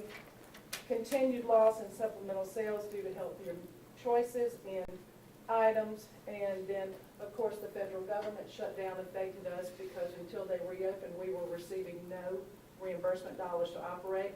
We were using our own funds, and we currently have a 3.3-month operating balance. And we're required to keep how much of an operating balance? 3 months. And when I began in June, we were at 3.9, and we're currently at 3.3. So we've had to use some of that to survive, if you will, the government shutdown. Okay. Questions? Is you mentioned, or there was a couple of bullet points there that were federal government, and I don't think it does, but did the federal sequestration that has affected a lot of other programs in our schools, does it have any effect at all with our food programs? We were next in line to At this point, it didn't. At this point, it did not. At this point, it did not. We actually, as of October 1st, we received notification that we were not receiving any federal funds, but we were fortunately had the funds to cover that, but did not have to go into reserves because it did not. But the threat was there. But they did reimburse you, or they will, for those dollars. That's correct. Going kind of forward a little bit to, on the agenda, we have a motion to reduce the lunch prices back to where they were. The federal government requires that we be at a certain point, but within how many more years do we have? 15 years. What, for the, to meet all the regulations and policies? Well, next year is good. Next 2 years probably? 2 years. 2 years. Next year will be the most stringent changes in the supplemental sales items, which is our a la carte. So expect to see a major hit in our supplemental sales, which is about 5 to 7% of our current revenue. So if we made the decision tonight to reduce the lunches back to where they were before, does that mean in the next year or two we're going to have to raise the prices that much more? That's what I'm afraid of. Okay, to get to where we need to be with the federal requirements? Yes. So in essence, we might save a little bit of money now, but they're going to pay more later if we do that. And we're probably not going to save any now. We're probably going to break even, and this was a incremental growth, a nickel here and a dime there. And we can certainly I'm very comfortable marketing with people and saying with the Universal Breakfast Program, we've given you $5 a week. Unfortunately, we've had to use 50 cents of that for meal increase. But if we wait and really get into trouble with supplemental sales and the meal patterns, we're working to get the participation high. We're working to educate the children. We want them to eat breakfast. We want them to eat lunch with us. But if they don't, we will not remain in good a financial standing. And I would hate to have to come to you next year in my second year and say, I need a 50-cent increase, please. So I would rather just do this in small increments and very methodically. It's my understanding that by offering the free breakfast to all students, we actually get reimbursed more money than what students were paying. For example, that we could get reimbursed up to $1.85 per student depending on how many free and reduced lunches are offered at a school or how many students are on the free and reduced lunch program. Whereas students were paying only $1, and for the paying students you were getting reimbursed, I may not have this right, 29 cents I think, in effect. 28. Yeah, $1.28, whereas no, just now, 28, not $1.20. well, I mean, I'm talking about the student paying the $1 plus the 28 cents. Whereas now you can get reimbursed to $1.85 per student by offering everybody the free breakfast. So it seems that there will be an increase in revenue from the breakfast program, especially the more that participate in it. No, we as a board agreed to feed the students at the free, if you will, price, but the reimbursement per category doesn't change. So really, when you look at the increase, and I have it in a very detailed spreadsheet broken down. For example, 170 students, more free by category, but the reimbursement is still the same. So it's 28 cents for the paying, $1.28 for the reduced, and $1.58 for the free. So what we have found is that more of the paying students are taking advantage of the universal breakfast. So we're breaking even, which is fine. We're fine. Most exciting about it, I think, Ms. Baldwin, is that we're feeding these children and feel like really good partners in education. Mm-hmm. And they're going to class with full bellies. So a school that has 80 or 90% of the students getting on a free or reduced program, you don't get reimbursed more for those students for the free breakfast than you do for the regular? For a free student, we get reimbursed $1.58. But that's assuming that your participation is at 90 or 100%. We're still breakfast countywide, only feeding about 44% and out there marketing to get more and more in. So yes, the more you feed, the more federal reimbursement that you get, but we're still struggling with meal participation based on the challenge of the healthier meal options. The reason that I put the motion on the agenda to reduce the price back to the previous level was because in May, the federal government offered schools a waiver that had at least 3 months operating expenses, that they did not have to raise the lunch prices, but we weren't aware of that in June when we did raise them. I do feel like it's a burden on the working poor who are borderline. They're just above that level. They can't receive any help with the lunches or breakfast program, well, lunch program rather, because it does cost an extra $18 or so per student, depending on what school, if they're elementary or middle or high school, per year for their lunches. The working poor would qualify for the reduced rate, correct? The working poor would qualify for the reduced It might rate, not and be what the we're free, seeing but- is that all levels are participating more in the breakfast program because it is at the free cost for each student. And again, the reimbursement is based on their category, so it's not an even play. And what I'm finding is the decreases in lunch, which means they're not hungry, but you have some schools that breakfast is here, depends on serving times. So I'm really more excited about them eating breakfast. And we've gone back to hot biscuits and wrapped biscuits and proteins and serving some good foods and getting ready to put fresh fruits and vegetables on trays. So yes, the working poor would qualify. Well, I'm defining them as those just above the level for reduced lunch. But please, and I empathize with them as well, but do remember with that universal, we actually gave them $5 2 years ago, which is a blessing, and I'm very pleased to announce that it's obvious that they're taking advantage of that. Board, any other questions or comments? $5 per week, Per week, by not paying for as breakfast. opposed to $18 per year. Yeah, I think another issue has been the spend down plan for the nutrition department, and I know a lot of this happened before you arrived here, and I want to applaud you for not taking the new furniture that was ordered, the $88,000, with some of that money. You know, I just feel like it's just not right for us to charge parents so much when you build up so much money that you have excess and you can spend it to buy yourselves new furniture, and when it really wasn't needed, is my understanding. That's why I feel like, you know, we're doing a disservice to the public by increasing the lunch prices just so it can be spent extravagantly. I don't know if you've come up with a new spend down plan. I know you were working on trying to, you know, see what was truly needed. I think some things may have been ordered for cafeterias that were not needed. I know one school cafeteria employee told me, you know, a steamer that they had gotten that was probably cost over $7,000 was something they didn't need, but that's before you came to.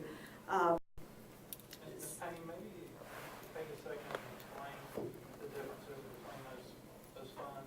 Oh, sure. Well, so that everyone in the audience can understand that there's certain things that we have to spend certain monies on, and we don't have a choice. Our child nutrition funds are self-generated funds, and they are in Fund 5. And we are, they're federal funds, they're funds that we pay, student pays, they're USDA entitlement dollars that all go into this one pot. And there is a chart of accounts that dictates how we spend that money, and that we are only allowed to have a 3-month operating balance. So I'll kind of bounce and answer Ms. Baldwin's question as well. And currently, there is not a spend down place in plan, and I got approval for that through Dr. Lynn Hogger, who is my section chief and runs child nutrition programs for the state of North Carolina. Because of the fear of the federal government shutdown, she said, let's hold all funds. And plus, it gave me time to get back when I came home, sweet home, in July 1st, to review the program and how the money was being spent and what monies were available. And Ms. Baldwin, I appreciate that you noted that I did take the hand-me-down furniture, and they're part of the furniture spend-down plan. Ms. Von Hensley, my prior administrator, when she left, she purchased new furniture as part of the renovation project. And I did use my old hand-me-down furniture, but I looked at what she had done and found, checked with everybody in the state, that there was no misappropriation, there was no misallegation. It was a decision she made, and she got prior approval for that. That being said, that is water under the bridge, and we are certainly using the money now to replace equipment, and it's funny that you spoke to that steamer, because I have now identified that steamer, and am finding another school that it will be more suited for. Thank So, you. You're welcome. Does that answer the question, Chairman Reinhardt? Yes, Yeah, and like I say, I also wanted to bring up the fund balance in the nutrition department. I have the audit from this past year, and in unrestricted net assets, there were over $6 million. So, I mean, I feel that's another reason that, you know, raising the prices and putting that on the back of parents when we have all this money, it is just, it's not ethical. Mr. Chairman, is $6 million, an asset is not necessarily cash. Am I correct in that? I mean, the $6 million of assets is equipment. I'm sorry, I used the wrong word. That is correct. Are you It's the looking at fund just balance, spend down? You're looking basically. at the spend down plan, fund balance. This is the, Above and actually, beyond the 3 months operating balance. right. This is Which the was at the time unrestricted. $899,000, I believe. This $6 million is your fund balance. Well, that's in our STIF account, which is just the 3 months operating balance we're allowed to have, and that's invested. That's what we're required to keep on hand. Yes, We don't have a yes. choice. If I had less than 3 months operating balance, we would not be running a healthy operation, for sure. And learned that during the past government shutdown, because there were systems that had 2 weeks to 1 week to 2 months operating balances that were thinking about having to shut down and stopping basically feeding meals to children. So that 6 months we are allowed to have. I mean, that's 6 million, I'm sorry. Yeah. That's the 3 months Right. we're required to keep on hand. Right. Any other questions? Thank you very much. Appreciate you being here. All right. Action agenda. Mr. Chairman, would it make any sense at all to go right to Yeah, Baldwin's actually, motion there and just gonna move go it ahead and to do the that. top since we just had? Ms. Baldwin is making the motion to reverse the June 2013 decision to raise school lunch prices for the 2013-2014 school year. Is there a second? I will second the motion. A second? Mr. Chairman, I just want to point out that I think I understand Ms. Baldwin's intent, but you can't necessarily reverse that decision. You must first seek a waiver from the state. The state grants you the ability to not follow through with the new federal school equity lunch price guidelines. So we actually have to, and the USDA actually in September just published the guidelines for how a state child nutrition agency, basically DPI, is supposed to kind of adjudicate, for lack of a better word, those waivers. So I think that probably the best motion, and Ms. Baldwin, you tell me if I'm missing something here, because I know you've done a lot of research on this. The motion should probably be to seek a waiver, and if the waiver is granted, then to reverse. Okay, that is fine. We can change the motion. So, all right, does everyone understand what the motion is? I think, but can either she reword it or I can say someone that, so? yeah, I move that we seek a waiver to the June decision to raise lunch prices. Okay. Is there a second? I will second the motion. Okay. Any discussion or questions? Yeah, I also want to bring up the fact that at least two school districts have already reversed their decisions to raise lunch prices. Those were Alamance County, which is just slightly smaller than Buncombe in school population, and Cabarrus County, which is just slightly larger than we are. They sought the waiver. And this was also, the reason I found out about it was because the North Carolina School Board Association actually did a presentation, a PowerPoint, on the waiver this summer at a training for school board members, and didn't attend the training, but another board member sent the PowerPoint to me. And so it was something that the School Board Association was trying to get out there to school board members and let them know that this waiver existed. So this is not just coming out of the blue. There is a precedent for reversing the lunch prices that's been set already by Alamance and Cabarrus. I will say that I think since we're basically in the middle of the school year, I would personally vote against this at this time and look at revisiting it at the beginning, the end of the school year, the first of next year, and maybe not raising prices next year, which we would be required to do also. I just think from a logistical standpoint, it would be better to wait until the end of the year and revisit the idea. It does concern me, though, to either reduce the prices or hold the prices and then have a larger increase to meet the federal requirements later on.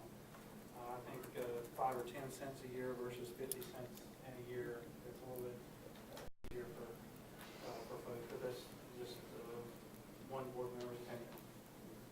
Yeah, and I do think, as Ms. Payne said when she was here last to address us, that the Healthier Food Initiative going along with that, there will be a new contract next year. This year, since she was on, just arrived in July, we rolled over this purchasing agreement, or whatever you want to call it, that we have with other counties, that they did not rebid that. So potentially we can get lower bids for our food next year, and she's nodding her head yes. So that's one good thing, and I feel like the more our cafeteria employees can cook from scratch, we will actually save money, and it will be healthier.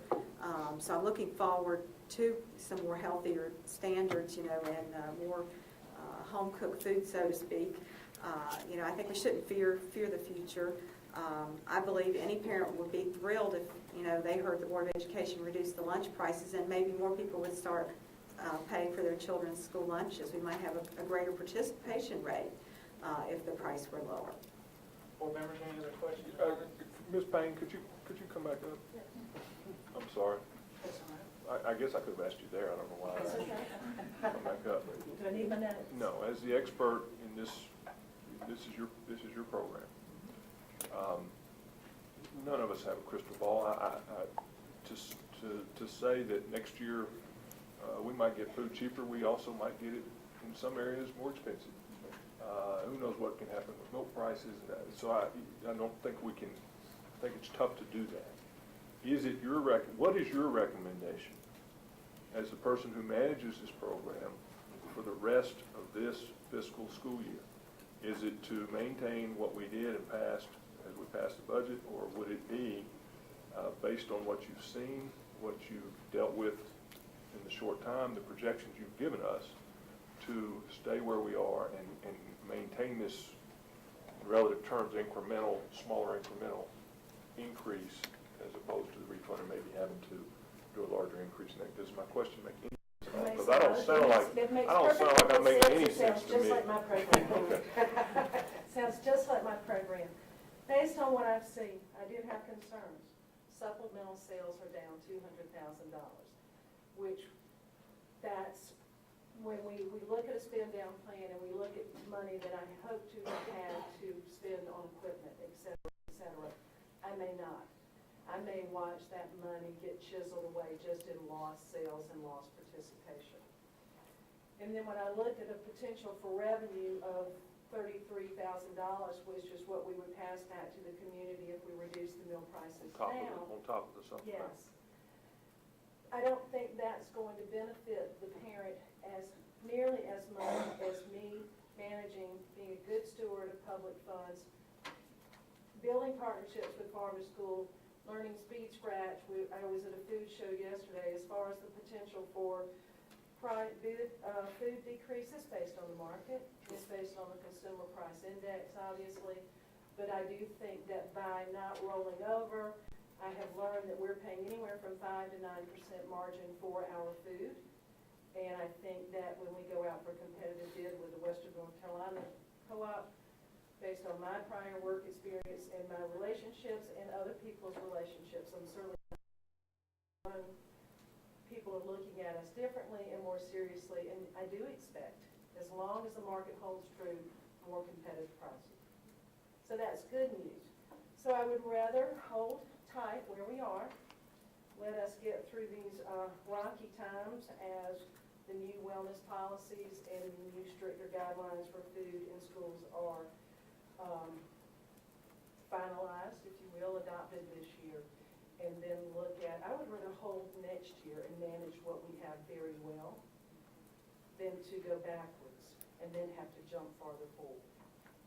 Does that answer your question? It does, and in either case, we're trying to read the future, and That's right. we got 50 people in And the room. a lot We of might these get are 50 people with forecast. different forecasts and different Right. thoughts on how that would work. And my 97 days from January to June are certainly forecast on historical data. And the positive side of me says, well, by December, our marketing has been so good that every child will come eat with us, and so we'll have lots of fun. But in reality, we are at 66% right now. We were at 61 when I was in here in September. That's this 5% increase. That's very exciting for me because I expected 3%. So it's a crystal ball. Thank you. Okay? Thank you. All in favor of asking for the waiver, please signify by saying aye. Aye. All opposed? Aye. Next on the action agenda is the adoption of the 2013-2014 budget. Do I have a motion to approve the budget? So moved. Is there a second? I'll second it, Mr. Chairman. All right, so we have a motion and a second. Whoop. Mr. Warren, would you give us the good, the bad, and the ugly of the budget for this year? Yes, let me, I have 4 slides for you this evening. 2 of them you already have in your, in the transmittal memo, but this one I just wanted to go over where we were last year at the initial budget, where we are this year in the initial budget. As you can see, a couple areas I want you to notice, sorry, it didn't come up as large as I want to. 027 teacher assistants. If you notice, that was one of our larger cuts this year, and our initial allotment went from 9.2 to 7.5, a reduction of 1.6. That's where we had to come up with ways to deal with that cut. Another one I want to show you is 054, which is limited English. And keep in mind, this is state budget last year compared to this year. And we were reduced to $158,000. And whenever you're talking about a budget that's a little over $1 million, that's a 10% cut there. So I just wanted to show you that. And I wanted to also point you to the classroom teachers on there. While it looks like it was decreased, keep in mind, in 12-13 we had the LEA adjustment or discretionary reserve. We had that for a couple years in the past. And how we dealt with that was to give back position allotments because it's a better use. We don't give back a dollar for dollar. I mean, it's a better use of our way of getting the LEA discretionary reduction back. So whenever you take that into account, the classroom teachers are pretty close to what we had last year. But the main story to take from that is the reduction in teacher assistants and ESL. This chart just shows, and it's even smaller, but again, this is in the transmittal memo. I just wanted to go over it a little bit. This shows last year, the final allotment versus this year's where we stand right now. So this is where we ended last year after all the revisions and after all the adjustments were done, and then as of right now. 2 more slides I want to show you. This one is the operating funds by purpose. In the budget overview, I gave you the total budget by purpose. Whenever you take out child nutrition and the capital outlay funds, this is what you get. And you can see 79, almost 80% of our budget goes to instructional services, which is what you would expect. And then finally, I wanted to show the operating budget by object. Again, whenever you take out the child nutrition fund and the capital outlay fund, you're just talking about how we operate. 88% is salaries and benefits. So just keep that in mind, and I wanted to give you the percentages with the child nutrition and capital outlay in there and without. So with that, any other questions? I have a question. Yep. Back to the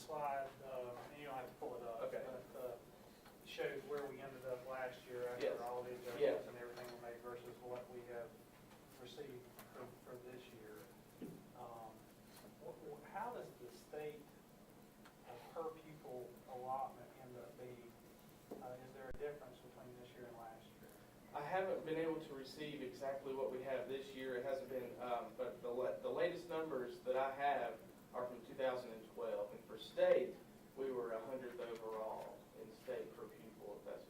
Well, I mean, as far as the dollar amount, do you have a rough idea? Are we gonna go up or down per pupil allotment from the state? Is it gonna be about the same? Do you have any rough idea yet? Well, again, going back to the LEA the discretionary reduction, basically what they did, they got rid of that, but instead they took cuts in specific allotments. And what they did was take an average. So, unfortunately, after all the dust settles, still, I think we're gonna see a decrease. According to what you sent us, I'm sorry, I think this will help. The overall reduction was 1.3%. Yeah. So if it's a smaller amount, we have the same number of students. Right. Per student has to be. And fringe benefits go up. The retirement rate increased about 1.2%, and the health insurance went up as well. Well, I know that, first of all, I'd like to, say thank you to the General Assembly. I understand there's some more flexibility built into our budget, so we were able to shift some funds around to kind of help where we felt it was important to put money. And I appreciate, having that flexibility. I'd also like to just publicly say how much I appreciate the county commissioners. They have not only increased our funding from the county commissioners, but they've also given us a little bit more flexibility on some areas. And so I would just like to thank the county commissioners for that work. Where do we, federal funding, where it gets down, right? Yes. We hit sequestration hit us hard, particularly in EC. We were having to, we intentionally save back some Medicaid funds that we get through the EC department that they help generate to help us bridge the gap because we knew it was going to come. And again, with Title I, we tried to do the best we could and brace for it. We also lost the education jobs funding that was there temporarily to fill the hole, and we spent the last $2.7 million of that last year, and it expired September of 2012. So all those factors play into about a 30% decrease. We had estimated, I think, a little over $17 million was going to be our budget, or 17.8 million was going to be our budget this year, and it's around 18. So it's what we expected, and Federal. right, yeah, federal. Any other questions, board members? Yeah, I wanted to go back to the slide with the classroom teachers. Yes. Now, I understand that this is where you just fund the most expensive teachers. Right. And I still can't get my head around this $5.8 million difference. Okay, so the $5.8 million difference is really, it has to do with the LEA reduction, the discretionary reduction that was over the past few years. Whenever that was taken, this chart shows before that took place. Okay, that's what I wanted to clarify. Yes, Was yeah, it before that took place. Over 6 million. Wow. Yeah. So we gave, So we should come out okay then. Right, yeah, I mean, like I said, teachers came out about the same, but where we saw the other cuts were to teachers' assistants and these. And here again, because of some of the flexibility the General Assembly gave us, we were able to use some of those funds to keep some of those assistants, as well as the assistants from the county commissioners. And so, Dr. Baldwin, I think are we breaking even on our teachers' assistants this year with using some of our fund balance? Well, again, the reduction was with 24 positions, and we also reduced in terms of months. In that state, I think where we also had reductions, Rhonda, is especially in our special needs, exceptional children's area, we had significant reductions there in those teacher assistants, but that was federal. But you're absolutely right. The commissioners allowed us, Chairman Reinhardt, that flexibility that was originally placed in. We have to give our commissioners a budget by May 15th. Now that's challenging when you only have one of the four pieces from the state. At that time, the governor placed that 1% salary increase, which I think he's revisiting now, and hopefully others will too. But that said, our commissioners allowed us to use the flexibility there, and that essentially salvaged a large number of those K-3 state teacher assistants.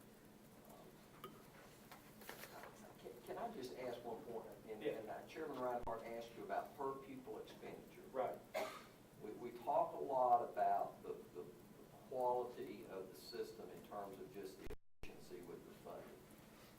Did I hear you correct? You said we were out of 115 systems, the most recent 2012 was placed as 100.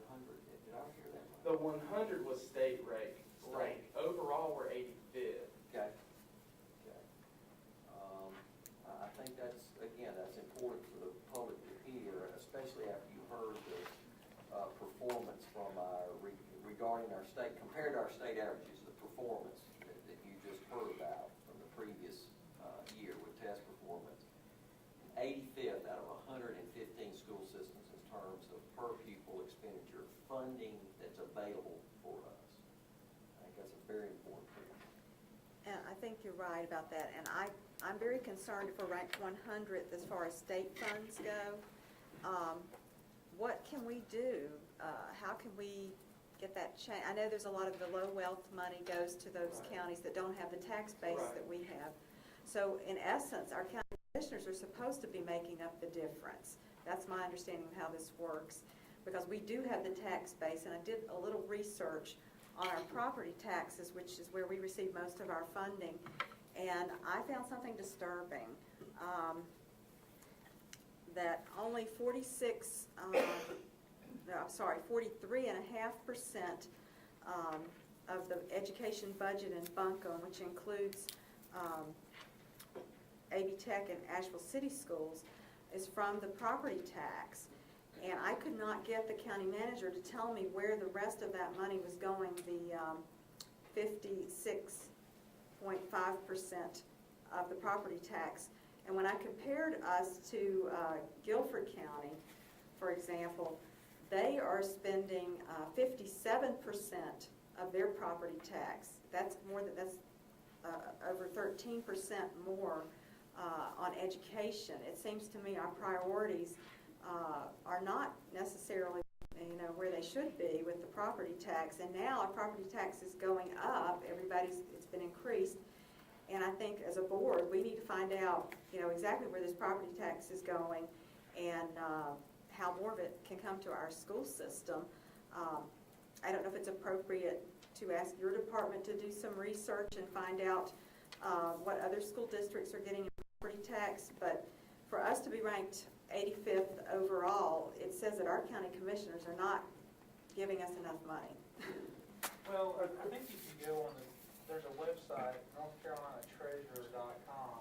You can actually see, and our county commissioners, I have all this information. I don't have it with me tonight, but I did a little bit of, playing with the numbers, and I think our county ranks 25th. 25th in the total amount of money, or the per pupil spending that we receive from the county commissioners. Now, I think you may be right, Ms. Baldwin, that based on the information that I saw, the percentage of the budget may be a little bit lower than some of the other counties, but you have to realize, every county is a little bit different. We certainly can lobby our county commissioners for more funding. I think that's on us as a board to do. But if you go to NorthCarolinaTreasurer.com, all that information is readily available to look at, and I would encourage everyone to take a look at it. Right, and what you're saying actually cements my argument, because if we rank 25th as far as what the commissioners are giving us, that reflects on the fact that some counties the commissioners don't have to give as much money because they're getting that low wealth. I mean, you have the majority of counties in North Carolina getting the low wealth money from the state because they don't have the tax base. So, well, that's a state formula. That's not anything to do with actually, let's say if there's only 10 counties maybe who aren't getting the low wealth money, then we should rank in the top 10 as far as our county commissioners' expenditures on education to make up for that fact that the state's not supplying it. Here again, I think that's our job as a board. Right. And that's why I do have a problem with the budget, because other counties are also giving their teachers some bonuses. Alamance decided to do this in the past. Charlotte-Mecklenburg, Wake County gave bonuses to teachers. We didn't even ask our county commissioners, I don't think. At one point, we thought the state was going to give a raise, and we were going to ask, and the county was asked to help give raises to those people who were not paid through state funds. But then that went away, so did that county money. So I feel like, you know, as a board, we need to be more assertive in asking the commissioners to fund some of these things. It's not all up to the state. In fact, we rank, I believe it was 11th, I don't have it in front of me. Yeah, it's 11th in the country as far as how much funding our state legislature gives schools in North Carolina. So all of this points to me, to the county commissioners, and I want to know, you know, where that property tax money is going if it's not going to the school system. Yeah, but I'll have to say this, you know, that 11th ranking, I'm sure it's probably accurate. I haven't- Political data. But it's the way most school districts are not funded by the state in the United States. Most school districts are funded by local money. So I think you have to be careful with that number. I'm just throwing that out, that the state is, you know, spending, you know, I think you have to look at the total amount that's coming from the state and the county, because most districts in the United States, the school board is the taxing authority for the majority of their funds. Exactly. Again, that shows that our county could be putting a lot more money out compared to other states where the county commission, where the school has that local taxing authority. We should lobby the General Assembly and we can set our own tax rate. I don't know about that. Can I ask a couple questions? Yes. Is that okay? Just to point out, this budget is balanced with using fund balance of roughly 4.3, and that will go away next year. In other words, using a fund balance is not a reoccurring way of funding the Once you business. spend it, So just be aware that next year is going to be tougher than this year because we don't have that type of money to put back to balance the fund. And I just had one technical question I'm trying to figure out. Like I understand the state allotment for teachers' assistants decreased to 1.6 million. right. And that's why we had to cut hours and eliminate 24 positions. But then I look at the PRC 027 code, and it shows an actual, if you look this year compared with last year, it shows an increase of, I don't know, my glasses, I'm like 700,000. Okay. How could that? What page are you on? I'm sorry. 2-49. So how come that doesn't show the reduction when I can see it very clearly, at least teacher assistants? Okay. Keep in mind, whenever we had the education jobs money, we had 2.7 million that expired September 2012. We used about 1.6 of that during September for teacher assistants. So had we not had that education jobs money there, it would have been paid out of the 027 you're talking about, and more local funds would have been needed in order to balance the budget. September of 2013. 2012, the reason it's higher in 2013 is because we don't have that money like we did last year. So now those expenses have to go back, yeah, And so it would have been more like 12. 12.5, 12.6 compared to what we're at. Yeah. Okay. Okay. I also had a question on the chart that I should have asked it while it was up there. I'm sorry. There it is. Classroom material, which is 061 PRC code, down near the bottom there. Classroom material, it looks like it's going down by $111,000. Is there any county money that helps with that too? We do help, or in the past, we've used local money to help with supplies and materials. Particularly in the past few years, whenever the state has cut supplies and materials in the state budget, we've had to do that. Because I'm just very concerned. That's what every year, you know, at the start of school, there's just so much publicity about the teachers not having what they need to teach. And I mean, this is so fundamental to the, I mean, we absolutely have to have those materials. And to me, it should be the top priority, one of the top priorities. So since the state has decreased that amount, you know, I need to know more specifics about how the county is filling the gap. Well, the county basically, I mean, we use the county money in order to supplement. I mean, we do it by an ADM basis.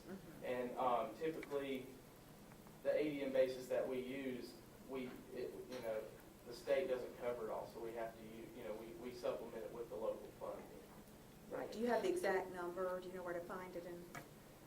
Last year, I think I have a spreadsheet showing the past few years of how it went down, but if, let me look. It is in, let me see, it's in tab 2.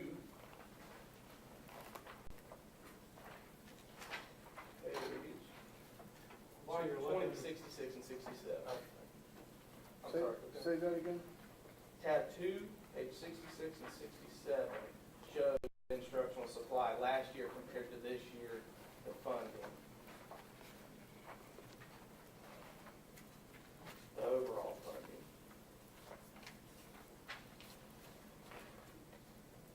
So is, the 1.7 million at the total? That's what's currently coded to instructional supply for a budget, yes. Okay, so it is an increase then, including all the other funds? Yeah, when including, that's state and local, Okay. the two combined. Dr. Baldwin, can you, or Mr. Chairman, may I ask a question? Yes, sir. Dr. Baldwin, could refresh my memory, I think I'm aware, we've dealt with multiple years of state budget cuts, reductions, reversions, all of the different things. And one of the things this system, I think to its credit, has done is established a priority of things that we weren't going to touch. And a lot of that impetus, and probably some of the people in the room, came from your principals and teachers, that we wanted to protect that classroom teacher and those assistants as much as we could. And when we've had to deal with cuts from the state level, that we've done them in things like instructional supplies and other areas. Is that accurate? Is my memory good? I've slept since the last time we talked about it, but I think memory's very good. In fact, several of those principals are sitting back there, and I can recall 2008 and 2009, when every principal in the system was brought up in this room, and we talked budget strategy. And every single principal in unison said classroom teachers will be protected. Something has to go in this budget. And this has stayed true. That's why your memory's good. This has stayed true throughout, since 08, 09, all the way through the sequential years of budget challenges. We have said, hey, protect classroom teachers. If cuts have to be made, we make those cuts in areas outside of our human resources. That we try to put that emphasis in. We also have to remember that we do get some local support with instructional supplies, but we've also seen through these years the state themselves, the General Assembly cut state instructional supplies. Right. So, you know, I agree with Ms. Baldwin says we start this school year, teachers need supplies and equipment to teach. We understand that. Thank goodness we live in a community where we've said every year now, the last 5 years, they've come to the table and they've helped us with those. But if we hadn't taken certain cuts in those areas, we would have less teachers requesting the supplies. And the reason I asked the question, to me it's important, we're not sitting in Raleigh, and we're not sitting in the county commissioner chambers. And all budgets and all levels of government have had to deal with these types of things, from the federal to the states, from the states to the local, from the local to us. And I just think we have to be careful as a board and as a body about casting stones or casting aspersions about what somebody has or hasn't done for us, or hasn't been asked of other groups, because I just think it's short-sighted and it doesn't help us going forward. I agree we need more money. I think there's probably a lot of places we could try to get more money, but we have to work together to make that effort to do those things. And when we deal with these types of issues that we've dealt with since 08, 09, we got to prioritize and find a way to do the best we can And the easy thing is if we were getting increases in all those line items every year, because then we'd be hunting for ways to spend it. But that's not happening. It may not happen in any of our tenure on the board, of the folks that are sitting here. Again, the crystal ball, we just don't know. But I just think we've got to be careful as a collective body and as a board of how we go about doing those types of things, and understand that our county governments are dealing with the same issues. And until I have in front of me Buncombe County and Guilford or Alamance or Cabarrus or anybody else's county budgets to know what those counties are spending their money on, to even know if they're all spending their money on the same items, I don't know if 25% for us and 40% over here and 30% there it even means anything, because I don't know what else they're doing. And I don't know what we're doing as it compares to them. So I just think we need to step back with some of that and be careful of where we go moving forward with those types of things as it relates to our budget. Well, and I can sincerely say, I think that our public, our stakeholders, since 08, 09, can look at our school system and how we've handled these budget challenges. And I think our entire team, this board, this administrative leadership out in this audience, our staff out in the schools and our community have done a remarkable job of handling. When you actually look at the seriousness of the crisis that have taken place since 2008 or 09, and again, we're able to stand in front of this public and give the type of results that we just gave you tonight. I think it's remarkable. And I'm going to echo Mr. Craig, what I think he initiated. And so once again, I'm going to play the part and the role of Paul Revere. I'm going to say it very loudly. Since 08, 09, at the height of federal funding into this school system, I think it was as high, Roger, as high as 14%. The numbers that I just calculated a couple of days ago put it at 7%. It will decrease next year because we will lose all of that Race to the Top funding. We will basically lose all of the supplemental support funding that kept this school system and school systems across this state afloat since 08 or 09. Now, I don't care who comes to the table. I don't care if it's the county. I don't care if it's the General Assembly. I don't care if it comes from Washington again. And I'll tell you, I don't care if it comes from the business community. Because I spent the last 4 weeks with Ms. Cheek out there extending our request for their help.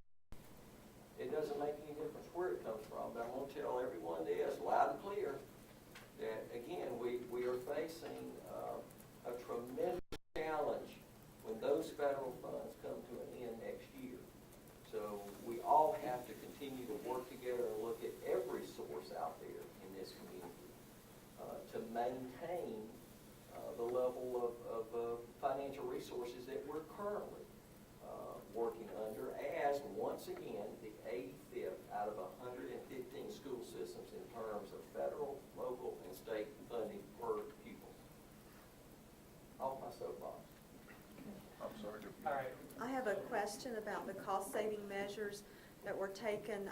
Can you give me a rundown on, how did administrators, every principal look at their school or every department, to try to come up with ways to save money?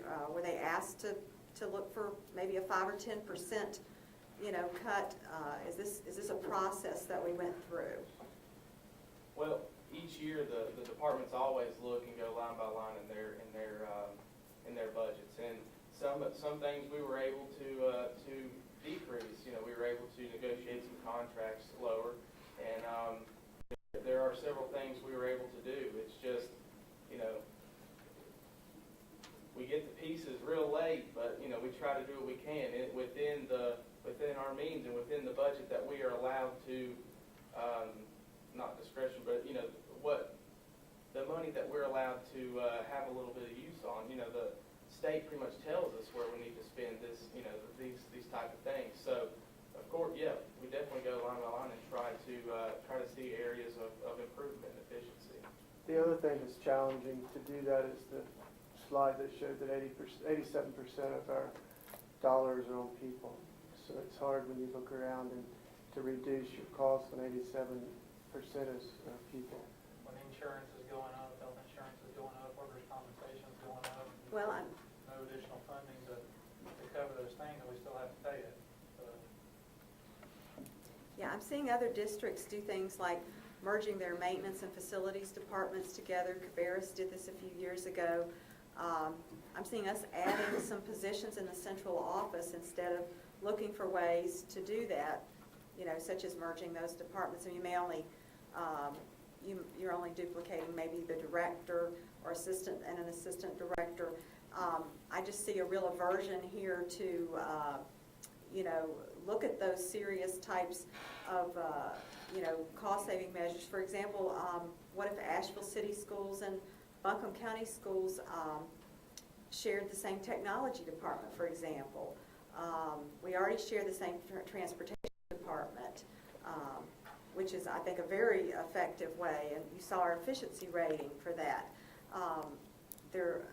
Is anybody looking at these ways to improve our cost savings and possibly, you know, having these partnerships with the city school? yeah, actually, Dr. Baldwin and Mr. Craig, we met with the Asheville City Board and actually discussed some of those things. So those are some things that we can discuss in the future about trying to do. Yeah, I wasn't aware of that meeting, so thank you for letting me know. As Ms. Baldwin, I don't want to give the public false misleading information. When you say that the central office is adding positions, What positions have been added, would be my question. Yeah. Can you name them? Assistant Director of Can you look- Finance. That position and existed. Assistant Title Superintendent. change. Title change, you know what that is. The associate superintendent was never replaced. I think The title was changed, but that's totally false information to say out to that public, that central office was reduced. That's totally I false. didn't say it was reduced. Totally false. Mr. Chairman, I would ask for the question to be called on the motion. Can I just show the Is there a numbers? second? Okay, Mr. Craig? I was just going to point out, if you look at PRC code 02, which is 2.10, if you look at total paid of all funds, and this is the PRC code for the central office, it's 1.9 last year and 1.8 projected for a budget for this coming year. So I don't know where the increase is that you referred to. All You right. follow me? All in favor of adopting? Oh, I'm sorry, I wasn't finished with the discussion. I wasn't aware that we were ending. Well, nobody said anything. so- I'm sorry. Yeah, I do have another issue, and I'm sorry if I phrased what I said wrong about it was creating new positions, was what I was referring to that had happened in the past year in the central office. Also, I wanted to talk about the fund balance, and I don't feel the same fear and worry that I've seen up here exhibited by some members of the board, because as a board, we have the right to ask our county commissioners to dip into their fund balance, which is $50 million of undesignated money, if we do run into a crisis. So I don't think that we need to be afraid of that. Union County School Board just sued their county commissioners for not giving them enough money, and they found over $200,000 in unencumbered money in Union County, and the judge ordered that the county pay them more than the school system had even asked for, so which is remarkable. So I think, you know, the county, you know, sitting on that pot of gold there, $50 million, you know, while our teachers don't have classroom supplies, is just egregious. And I feel that I'm not sure why we're just sitting back here and letting the county commissioners pretend to give us all this money when in actuality they are not. They are only giving us 43.5% of the property tax Mr. Chairman, money. I reiterate. And they can't explain to me, reiterate, don't she's making a interrupt, I have the speech, Mr. floor, Chairman. I have the Mr. Chairman, floor. she's making a speech, she's not asking a question. I We're have the debating floor, anything. Mr. Bryant, point of order. Let's wrap it up. I am wrapping it up. Basically that when the county manager can't even tell me how she's spending that Mr. Chairman, 56.5% I think you're property out of tax line there. money. No, I'm not, I'm And you're talking being- about the and you're county being repetitive money. in your statements, we're hearing the same things over and over. Please tell me what I just repeated. I think everyone's heard, so, please. Well, I finish hope up- it's making please an finish up impression. quickly until we can move on. It's making an impression. Well, I'm saying that I'm going to vote against this budget because the county is not supplying enough money, and we have not looked at enough ways to save money in our administration. We haven't asked our departments to look at 5 or 10% cuts, so we could preserve that money for the classroom so our teachers can have instructional supplies. So I just wanted to explain that. You said that 3 times, thank you. Mr. Chairman, can I just make a comment? Yes. For my opinion is, I would rather work with the county commissioners when we are in serious need of the money next year. It seems to me from looking at the budget, and I know this is my first year looking at it, but I see the true emergency coming next year when we lose those federal funds, and I don't think this is the year to be asking the county commissioners for that emergency money. It would be best served to ask them next year. Right, and I wasn't advocating asking for the emergency money. I'm just saying, where's the property tax going? Okay, we've heard that also. Can I just make a statement, Mr. Chairman? Yes, sir. And Dr. Baldwin, correct me if I'm wrong. Each year when we go through the budget process, a request is made by the board to the county commissioners for funds. Is that not correct? Correct. And I've talked to Joe Belcher, David King, David Gant, and they've all assured me that the schools will be taken care of. We simply have to ask.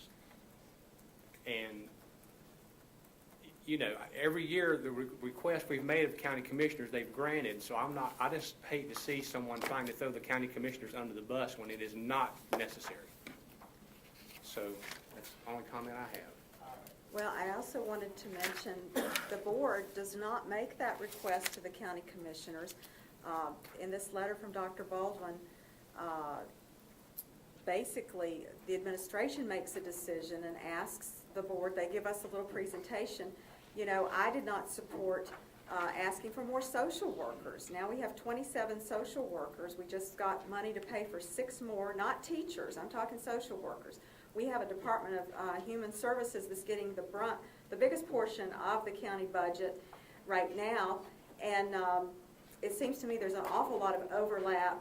We have school counselors now by law have to spend 80% of their time directly with students. So there's going to be counselors spending more time with students. I don't think this is a time that we need to hire more social workers. You think that's a bad when thing? we have counselors that can do that. I'd rather see the money. Is it a bad thing that they're going to have to spend 80% of their time with students? No, that's wonderful. I'm just saying, why are we hiring more social workers? You know, has anybody looked at the overlap with the county department of social work and Mr. Chairman, our again, I social would ask workers? that we call the Let's question. move on, Mr. Well, Chairman. this is all in the budget that we're getting ready to approve, and you're not willing to talk about it. We've talked about it. Well, we've had several work sessions where we've discussed the budget at length. And this is the final approval That's of exactly this right. budget. So, all in favor of this budget, please signify by saying aye. Aye. All opposed? Aye. Okay. Moving on to the Tim High School rent. Mr. Warren, I just want to say thank you. You're doing a wonderful job as our interim Thank you. director of budget and finance. Thank you. Mr. Chairman, could we take a 7-minute break, 5 minute, 3? Okay. I'll negotiate. I figured I'd ask for 7 to get 5.